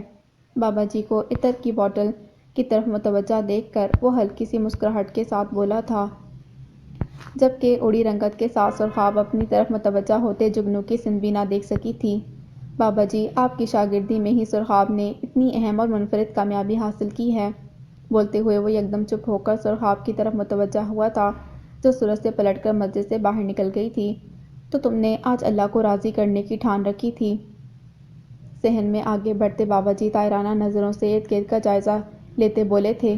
اگر آپ مسجد کی صفائی کے حوالے سے ایسا کہہ رہے ہیں تو میں سچ میں کہوں گا، مسجد کو صاف کرتے میرے ذہن میں بس یہ خیال تھا کہ اللہ کے گھر کو پاک صاف رکھنا میری ذمہ داری ہے۔ وہ سنجیدگی سے گویا ہوا تھا۔ اللہ کا ایک گھر اس کے بندے کا دل بھی ہے۔ اپنے عمل سے اللہ کے بندوں کے دل صاف رکھو، راضی رکھو، پھر اللہ کو بھی راضی ہونے میں زیادہ وقت نہیں لگے گا۔ جی بالکل، وہ اس بات میں سر کو حرکت دیتا اتنا ہی بول سکا تھا۔ آج تم اذان دو، بابا جی یکدم بولے تھے۔ صرف آج ہی کیوں، میں جب تک یہاں ہوں اس مسجد میں اذان دیتا رہوں گا، وہ بولا تھا۔ تو پھر جاؤ، اذان کا وقت ہو چکا ہے، باقی لوگ بھی پہنچ جائیں گے ابھی۔ بابا جی کے کہنے پر وہ فرما برداری سے مسجد کے اندرونی حصے کی جانب بڑھ گیا تھا، جبکہ طاؤس کی پشتیں نگاہ ہٹا کر وہ قریب کھڑے جگنو کی طرف متوجہ ہو گئے تھے۔ کوشش کرو کہ مجھے سرخاب سے بات نہ کرنی پڑے، اس شخص کے معاملے میں سرخاب کی کوئی بحث سننا نہیں چاہتا۔ بابا جی کے گہرے سنجیدہ لہجے پر جگنو نے فوراً اس بات میں سر ہلایا تھا۔ نماز کے بعد بابا جی مسجد کے صحن میں ہی گاؤں کے کچھ معتبر شخصیات اور دیگر لوگوں کے ساتھ موجود رہے تھے۔ مختلف قسم کے مسائل اس مجلس میں زیر غور رہے۔ طاؤس کو اندازہ ہوا تھا کہ لوگ بابا جی سے بہت محبت اور عقیدت رکھتے ہیں۔ مغرب کا وقت بہت جلد سر پر آ گیا تھا، آسمان پر چھایا ابر بھی گہرا ہوتا چلا جا رہا تھا۔ مغرب کی اذان بھی طاؤس نے دی۔ نماز کے بعد پھر سب بابا جی کے گرد بیٹھ گئے تھے۔ جگنو کو سب کے درمیان سے نکلتے دیکھ کر وہ بھی اس کے ساتھ مسجد سے باہر نکل آیا تھا۔ آپ یقیناً تھک گئے ہوں گے، رک کر جگنو اس کی طرف متوجہ ہوا تھا۔ بالکل بھی نہیں، وہ ہلکی سی مسکراہٹ کے ساتھ بولتا اس کی طرف متوجہ ہوا تھا جو سامنے سے آتی دکھائی دے رہی تھی۔ کھانے کا انتظام مکمل ہے، تم جا کر ایک نظر دیکھ لو۔ طاؤس کو مکمل نظر انداز کیے وہ جگنو کو مخاطب کرتے رکے بغیر ہی آگے بڑھ گئی تھی۔ آپا، بارش کسی بھی وقت شروع ہو سکتی ہے۔ جگنو کے خبردار کرنے کے باوجود رکی تھی، نہ پلٹ کر دیکھا تھا۔ مجھے یقین ہے کہ آپ تنہا اس معاملے کو سنبھال لیں گے، لیکن پھر بھی اگر کسی کی مدد کی ضرورت ہوئی تو صرف بابا جی ہی آپ کی مدد کر سکتے ہیں۔ جگنو یکدم اسے مخاطب کرتا اسے حیران کر گیا تھا۔ کیسی مدد؟ آپا کے سلسلے میں، روکے بغیر بولا تھا جبکہ وہ گنگ ہو گیا تھا۔ میں جانتا ہوں کہ آپ آپا کی وجہ سے یہاں آئے ہیں۔ اس کی خاموشی پر جگنو مزید بولا تھا۔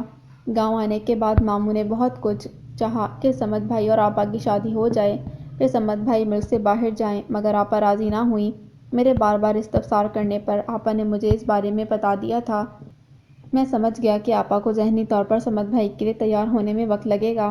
میں نے ماموں سے یہی کہا کہ آپا پڑھنا چاہتی ہیں۔ ماموں نے بھی پھر مجبور کرنا مناسب نہیں سمجھا۔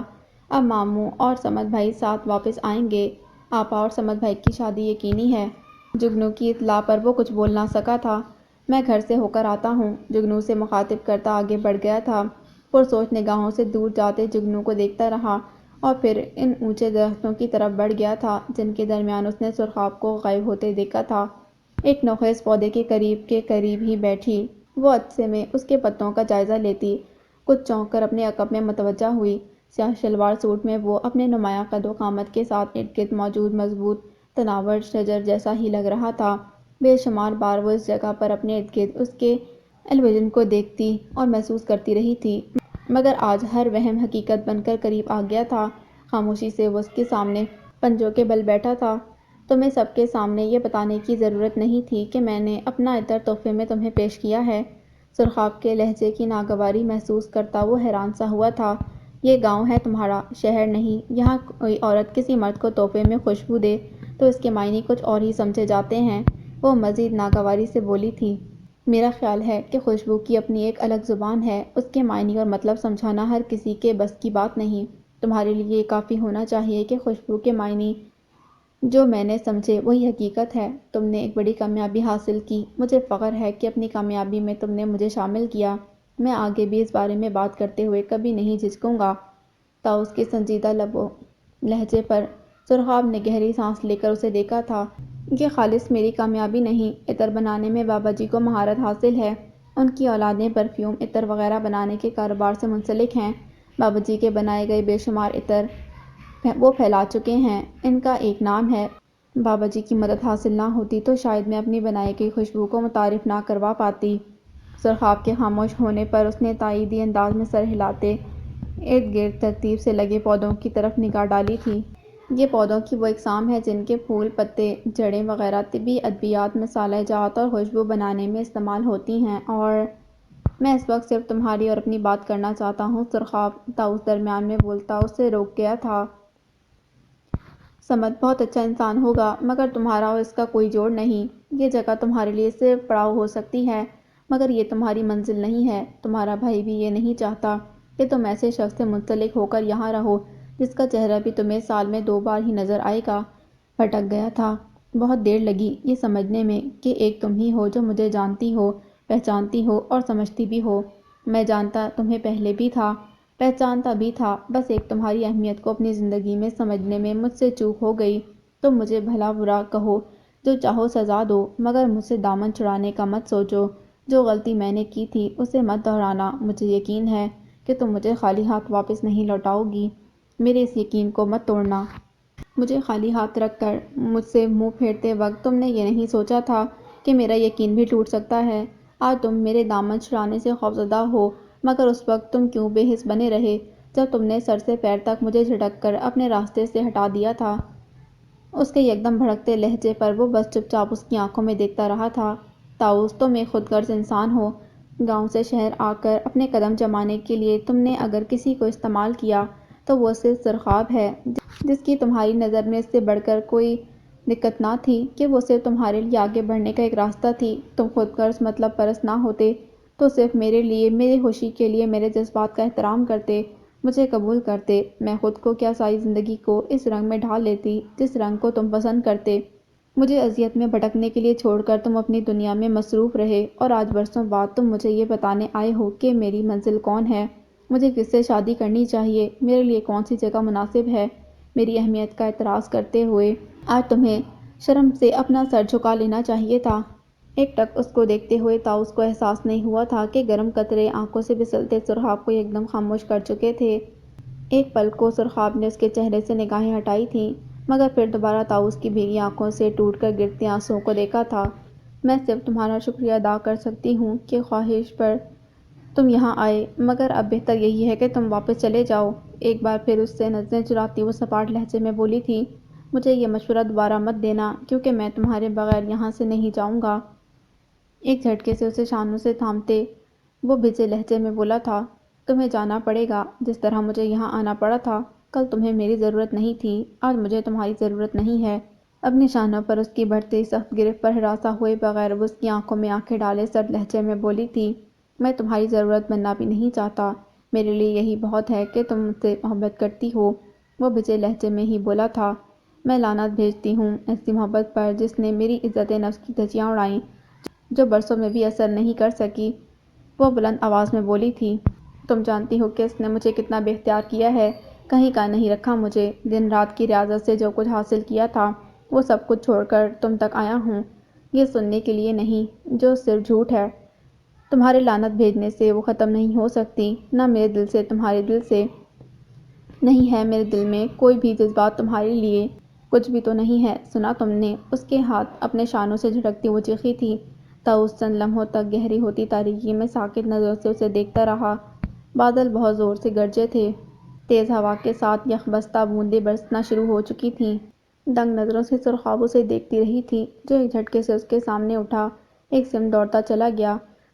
اسے کانٹے دار باڑ پھیلانگتے دیکھ کر وہ ہوش میں آتی اس کی جانب بھاگی تھی۔ طاؤس آگے مت جاؤ، آگے خطرہ ہے۔ سرخاب کی پکاریں تیز ہوتی بارش اور بادلوں کی گڑگڑاہٹوں میں دب گئی تھیں۔ ٹھکرائے جانے کی اذیت تھی یا اشتعال، وہ اندھا دھند بھاگتا جا رہا تھا۔ تاریکی اور برستی بارش میں اسے پتہ ہی نہیں چلا کہ جنگل کہاں سے شروع ہو کر کہاں سے گھنا ہوتا چلا گیا تھا۔ سروقت گھنے پیڑوں اور جھاڑیوں کے درمیان جانے وہ کہاں سے نکل رہا تھا۔ سرخاب کی چیختی پکاریں اس کی دیوانگی اور جنون کو بڑھا رہی تھیں۔ وہ یقیناً اپنے حواسوں میں نہیں تھا۔ بھاگتے بھاگتے یکدم اسے احساس ہوا کہ سرخاب کی آواز اسے سنائی نہیں دے رہی۔ ہوش میں آتے ہی اس کے قدم رکے تھے۔ یہ جھاڑیوں کے درمیان ایک تنگ راستہ تھا، تاریکی اور بارش کی دھند میں کچھ سجائی نہیں دے رہا تھا۔ صورت سے پلٹ کر اس نے واپسی کے لیے قدم تیز کر دیے تھے۔ بلند آواز میں وہ سرخاب کو پکارتا پھر رکا تھا، مگر اسے بارش کی گھن گرج میں سرخاب کی ہلکی سی بھی آواز سنائی نہ دے رہی تھی۔ گھبراہٹ شدید ہونے لگی تھی۔ سرخاب کو وہ حلق کے بل پکارتا دوڑ رہا تھا، مگر کوئی راستہ اسے سمجھ نہیں آ رہا تھا۔ کیچڑ میں اس کا پیر کسی پتھر سے ٹکرایا تھا، بگڑے توازن کے ساتھ وہ کندھے کے بل جھاڑیوں کی طرف جا گرا تھا۔ بازو میں اتر جانے والے کانٹوں کی اذیت نے اسے چیخنے پر مجبور کر دیا تھا۔ بازو میں جیسے آگ بھڑک اٹھی تھی۔ لڑکھڑاتے قدموں کے ساتھ وہ اپنا زخمی خون آلود بازو تھامے پھر تاریکی میں راستہ ڈھونڈ رہا تھا۔ اس تاریک جنگل اور بھیانک برستی بارش میں بھٹکتے ہوئے اس کا دم گھٹ رہا تھا، اعصاب کمزور ہو گئے تھے۔ گھبراہٹ اسے بار بار سرخاب کو پکارنے پر مجبور کر رہی تھی، بے چارگی اور بے کسی عروج پر تھی۔ اس ماحول اور اس تنہائی سے اسے بے تحاشا خوف آ رہا تھا۔ بھاری ہوتا زخمی بازو اسے بوجھ لگ رہا تھا۔ بارش کے خوفناک شور میں وہ ایک ایسی ذرا کھلی جگہ پہنچا جہاں اسے گھنی جھاڑیوں کے درمیان دور دو راستے نظر آ رہے تھے۔ نہ اسے یہ سمجھ آ رہا تھا کہ کون سا راستہ اسے سرخاب تک پہنچا سکتا ہے، نہ ہی ان جھاڑیوں میں اس نے جانے کی ہمت کی تھی۔ اس کی ہمت ٹوٹ چکی تھی۔ وہ بری طرح ہراساں ہو چکا تھا، بازو کی اذیت ناقابل برداشت ہو چکی تھی، دماغ معاف ہو چکا تھا۔ بازو کو تھامے اسے اپنے چاروں طرف پھیلی تاریکی اور بارش کی دھند میں دیکھتا پھر چیخ اٹھا تھا۔ وہ سرخاب کو حلق کے بل پکارتے اپنے گھٹنوں پر گرا تھا۔ وہ جان گیا تھا کہ سرخاب کے بغیر وہ یہاں سے نہیں نکل سکتا۔ کیچڑ اور بازو سے رستے خون میں لت پت گھٹنوں کے بل بیٹھا وہ تڑپ تڑپ کے حلق کے بل سرخاب کو پکار رہا تھا، اتنی شدت سے کہ گردن کی رگیں جیسے ٹوٹنے لگی تھیں۔ حلق چھل گیا تھا، مگر وہ پاگلوں کی طرح پکارے جا رہا تھا۔ تبھی بادلوں کی تیز گڑگڑاہٹ کے ساتھ کڑکتی بجلی کے تیز جھماکے میں ایک ہیبلا طاؤس کو اپنی طرف بھاگتا آتا دکھائی دیا تھا۔ آنسوؤں میں بھیگی تیز بلند اور آخری پکار کے ساتھ بے تابی سے اس نے اپنے بے جان وجود کو سمیٹ کر اٹھنے کی ناکام کوشش کی تھی کہ سرخاب اس سے پہلے ہی قریب آئی اور اسے بازو میں بھر گئی۔ سرخاب سے اسے گرفت میں بھینچتا وہ اس کے شانوں میں چہرہ چھپائے اپنی کراہوں کو روک سکا تھا، نہ برستے آنسوؤں کو۔ اس کی ٹوٹی بکھری حالت نے سرخاب کو گنگ بلکہ پتھر کر کے رکھ دیا تھا۔ اس کے لرزتے وجود کو اپنے ناتواں بازو میں سنبھالنے کی کوشش میں وہ شرمساری سے زمین میں گرتی اسے کوئی تسلی دے سکی تھی، نہ کوئی معذرت کر سکی تھی۔ اس نے کئی بار طاؤس کو اپنے سامنے روتے دیکھا تھا، ہر بار وہ اس کے آنسوؤں کو اپنے دل پر گرتا محسوس کر رہی تھی، مگر آج وہ کسی خوفزدہ ڈرے سہمے بچے کی طرح رو رہا تھا اور اس کی ہی نظروں میں گرا ہوا تھا، کیونکہ آج وہ حالات کی سنگینی پر نہیں، اس کی بے حسی اور سنگ دلی کا شکار ہو کر ٹوٹا تھا۔ آج وہ اس کے آنسو اپنے دل پر نہیں اپنی روح پر بھی گرتے محسوس کر رہی تھی۔ دوسری جانب سرخاب کے شانے پر چہرہ چھپائے اب وہ کتنی راحت کتنا سکون محسوس کر رہا تھا، یہ اس کے لیے بیان کرنا مشکل تھا۔ بارش کی بھیانک گھن گرج یہ تاریک گھنا جنگل سب کچھ کہیں پس منظر میں چلا گیا تھا۔ نرم گرم مہتی آغوش میں جو کیف اور وہ سکون محسوس کر رہا تھا وہ ہر اذیت ہر خوف کو اس سے دور کر گیا تھا۔ اس نے چاہا تھا کہ بس اب یہ ساتھ رک جائیں ہمیشہ کے لیے، زندگی یوں ہی اس کی باہوں کی جنت میں گزر جائے۔ اس کے شانے سے پیشانی ٹکائے بند آنکھوں کے ساتھ گہری سانسیں بھرتا وہ اس کے سلگتے لبوں کے لمس کو اپنے بھیگ کے بالوں پر محسوس کر سکتا تھا۔ جیسے جیسے رات گہری ہو رہی تھی فضا کی یخ بستگی میں بھی اضافہ ہوتا چلا جا رہا تھا۔ طوفانی بارش کا زور ٹوٹ گیا تھا مگر بارش وقفے وقفے سے برس رہی تھی۔ مکتب میں اس وقت ایک سے زیادہ لائٹیں جل رہی تھیں۔ گمبھیر خاموشی میں وہ چہرے کے تنے ہوئے تاثرات کے ساتھ دیوار سے پشت لگائے کھڑی تھی۔ اس کی نظریں جگنو پر تھیں جو تخت پر سوئے طاؤس پر کمبل ٹھیک کرتا۔ چند لمحوں تک اس کے غافل اور زرد چہرے کو دیکھتے رہنے کے بعد بابا جی کی طرف آ گیا تھا جو اپنے مخصوص فرشی نشست پر تکیے کے سہارے بیٹھے حسب عادت تسبیح پڑھ رہے تھے۔ بابا جی کے سامنے بیٹھتے ہوئے جگنو نے شکایتی نظروں سے پھر سرخاب کے تنے تاثرات کو دیکھا تھا۔ مجھے شک بھری نظروں سے دیکھنا بند کرو۔ ایک بچے کے باپ بن گئے ہو مگر تم دنیا میں میرے بعد ہی آئے ہو۔ میرے باپ بننے کی کوشش نہ کرو سمجھے۔ وہ سلگ کر جگنو پر گڑائی تھی۔ میں ایسی کوئی کوشش نہیں کر رہا مگر میں شک نہ کروں تو اور کیا کروں؟ آپ کی وجہ سے طاؤس کی یہ حالت ہوئی ہے۔ آپ کی موجودگی میں وہ جنگل میں اتنا دور کیسے چلے گئے؟ آپ آدھے جنگل کے ہر راستے سے واقف ہیں مگر پھر بھی وہ اتنی دیر تک جنگل میں گم بھٹکتے رہے۔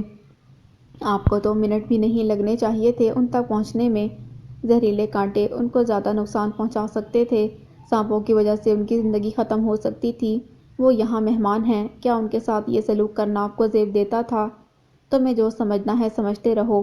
اب جو کہنا ہے اس سے ہی کہنا۔ وہ زندہ ہے مرا نہیں ہے۔ سرخاب بابا جی کے تنبیہی لہجے پر وہ مزید کچھ کہتے کہتے یکدم چپ ہو گئی تھی۔ انا بڑی ظالم شے ہے۔ یہ اپنی تسکین کے لیے انسان کو کسی بھی حد تک جانے پر مجبور کر دیتی ہے۔ بابا جی کے مدھم گمبھیر لہجے پر وہ چپ ہی رہی تھی۔ رد ہونا کوئی نہیں چاہتا اور رد کر دینے کو ہر کوئی اپنا حق سمجھتا ہے۔ یہ سچ ہے کہ رد ہونے کے رد عمل کے طور پر تم اپنے بھائی کے سامنے طاؤس کے خلاف بولتی رہی ہو اور اب رد کرنا اپنا حق سمجھ رہی ہو۔ جگنو کو اگر یہ لگ رہا ہے کہ تم اپنے غصے اور ناگواری میں طاؤس کے ساتھ لاپرواہی کرتی رہی تو وہ ایسا سمجھنے میں حق بجانب ہے۔ میری غلطی صرف اتنی ہے کہ میں نے گزری باتوں کی وجہ سے اسے مشتعل کر دیا۔ مجھے اندازہ نہیں تھا کہ وہ خود کو خطرے میں ڈال لے گا۔ وہ لرزتے لہجے میں بول اٹھی تھی۔ ٹھیک ہے ہر معاملے میں وضاحت اور صفائی کی ضرورت نہیں ہوتی۔ سچ چھپتا نہیں، حقیقت سامنے آ ہی جاتی ہے۔ بہرحال جس حد تک غلطی تم سے ہوئی ہے اس کی معذرت طاؤس سے ضرور کر لینا۔ بابا جی بات ختم کرنے والے انداز میں بولے تھے۔ بابا جی میں چاہتا ہوں کہ آپ کل صبح ہی فون پر ماموں سے بات کریں اور طاؤس کے بارے میں ان کو آگاہ کریں۔ ماموں کو 1 مہینہ لگے گا واپس آنے میں اور میں نہیں چاہتا کہ طاؤس یوں ہی واپس چلے جائیں۔ بابا جی کو مخاطب کر کے اس کی طرف متوجہ ہوا تھا جو چپ چاپ اسے دیکھ رہی تھی۔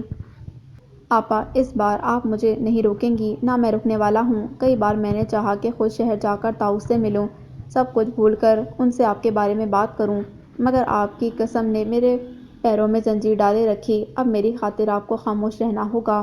جگنو کے قطعی لہجے پر وہ کچھ بول نہ سکی تھی۔ سر اٹھا کر اس نے دیکھا تھا جگنو بابا جی کا ہاتھ تھامے اندرونی حصے میں انہیں لے جا رہا تھا۔ ان کو اب آرام کرنا تھا۔ طاؤس کی وجہ سے وہ کافی دیر تک اس کی طبیعت سنبھلنے کے انتظار میں جاگتے رہے تھے۔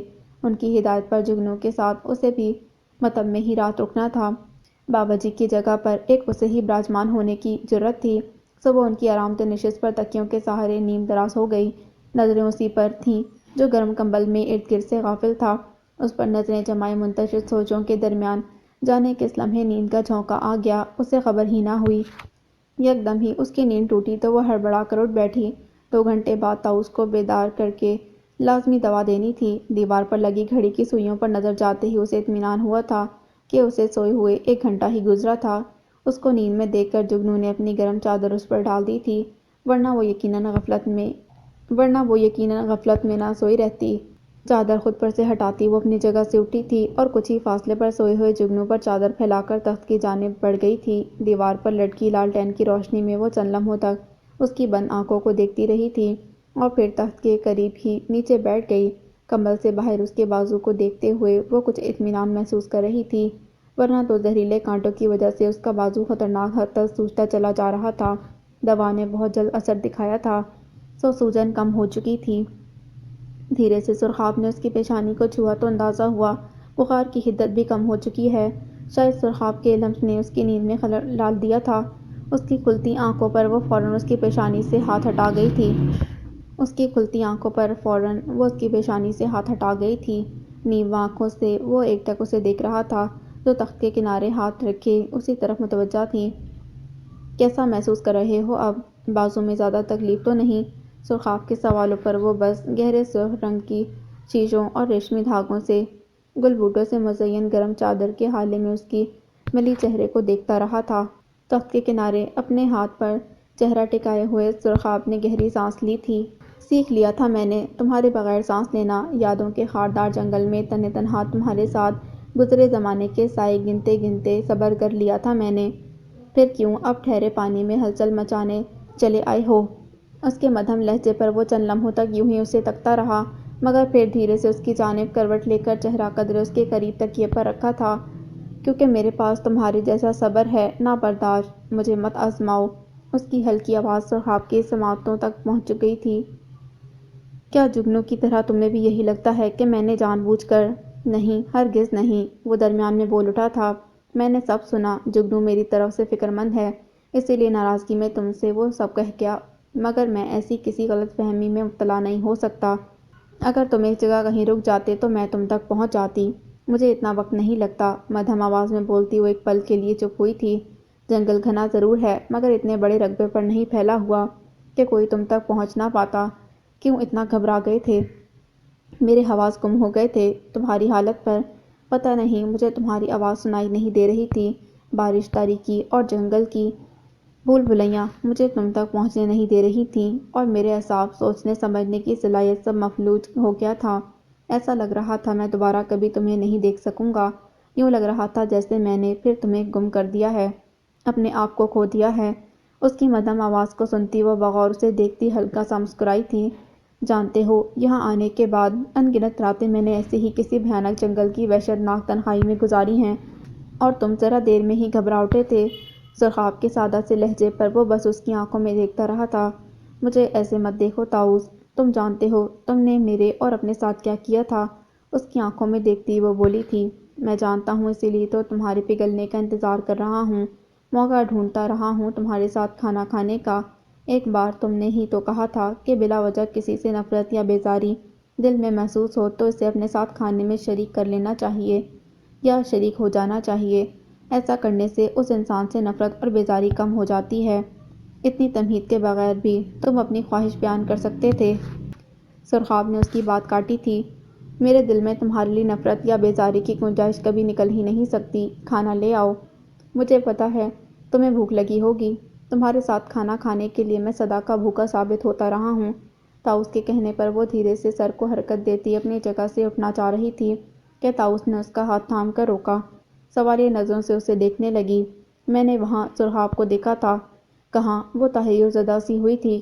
جن کانٹوں پر میں گرا تھا وہیں جھاڑیوں کے اندر آسمانی بجلی میں مجھے وہ نظر آیا تھا۔ ایک سے زائد تھے۔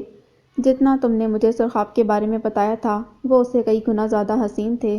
تم خوش قسمت ہو، ورنہ میں یہاں اتنے طویل عرصے میں ان سرخاب کو چند بار ہی دیکھ سکی ہوں۔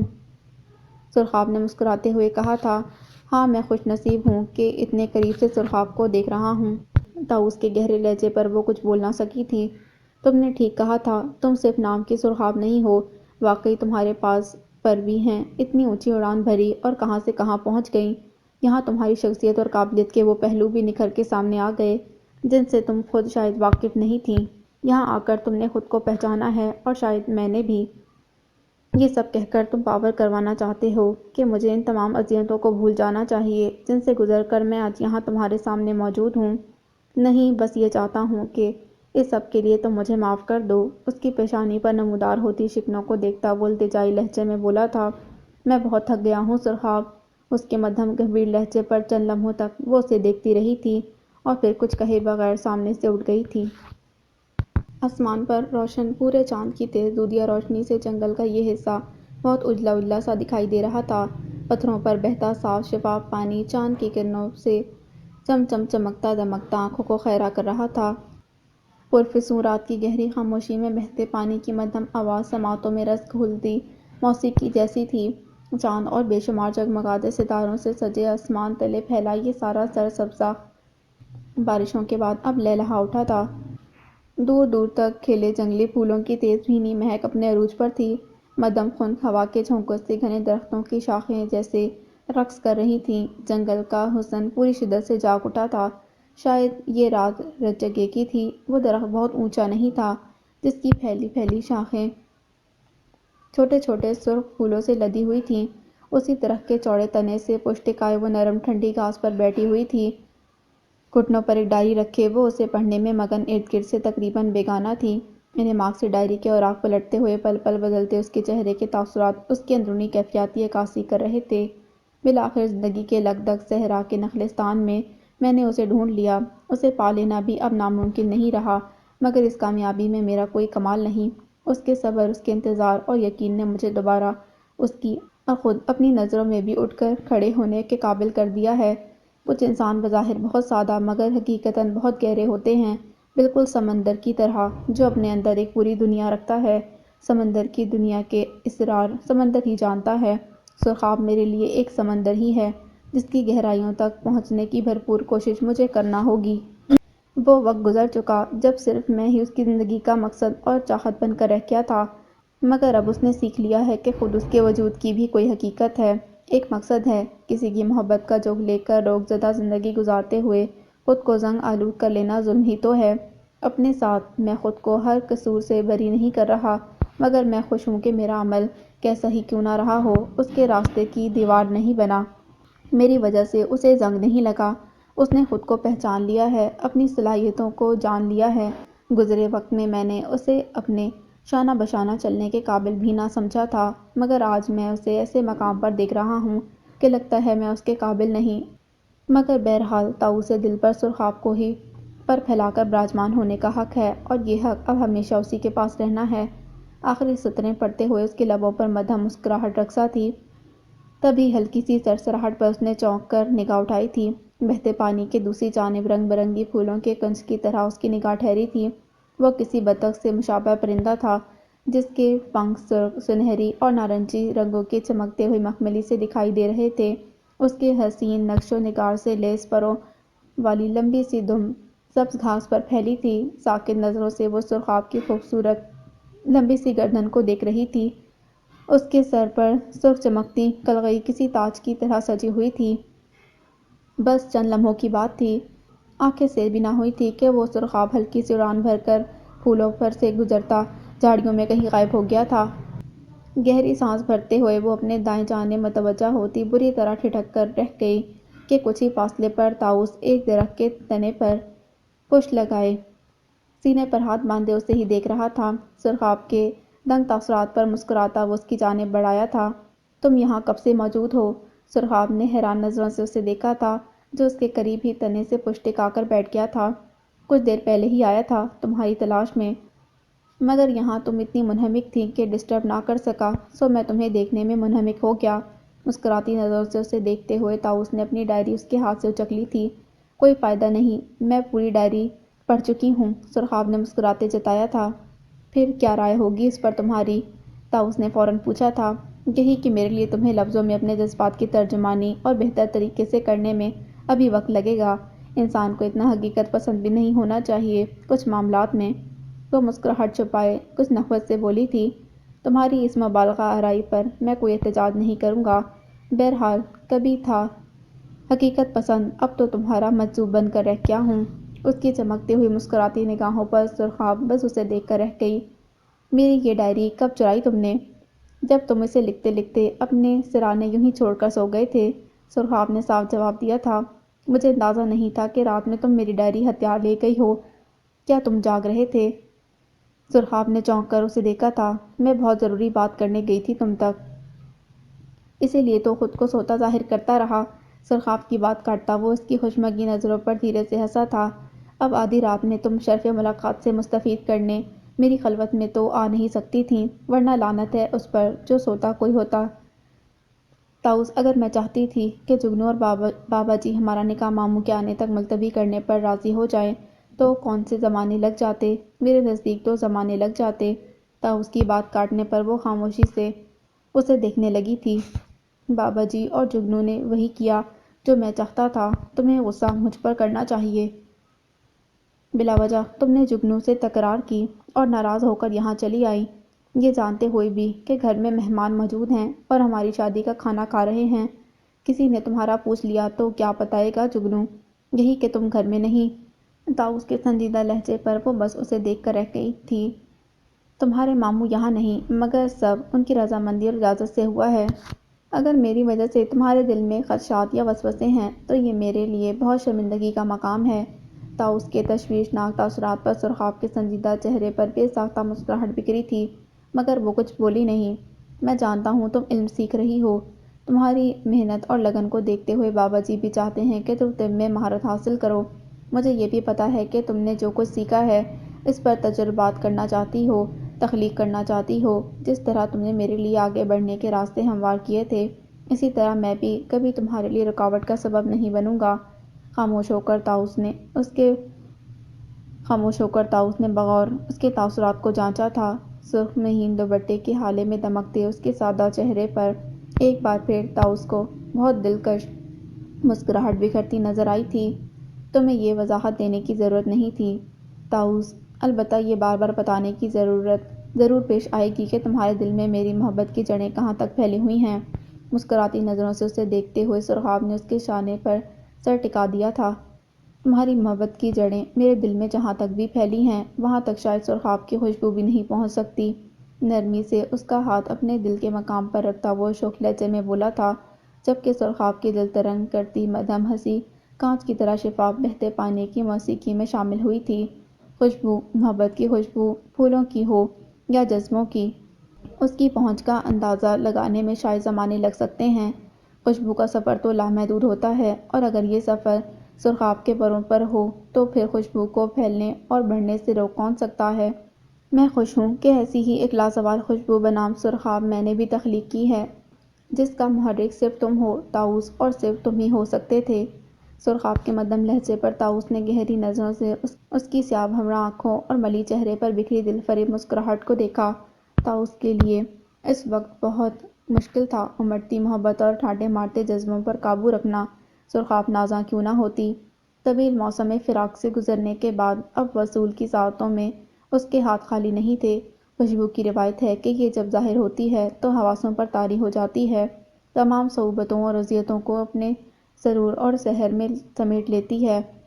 یوں بھی جب یہ ادراک ہو جائے کہ سخت کٹھن حالات اور مایوس کن رویے ہی انسان کو کندن بناتے ہیں، ذات کی شخصیت کو نکھارتے ہیں، تو پھر کسی اور سے یا قدرت سے کیا، خود اپنے آپ سے بھی کوئی شکایت باقی نہیں رہ جاتی۔ ختم شد۔ So this was the end of سرخاب۔ امید کرتی ہوں یہ کہانی آپ کو بہت پسند آئی ہوگی۔ اگر آپ کو یہ کہانی پسند آئی ہے تو پلیز میرے چینل کو سبسکرائب کریں۔ ملتے ہیں ایک نیو ناول کے ساتھ۔ اللہ حافظ۔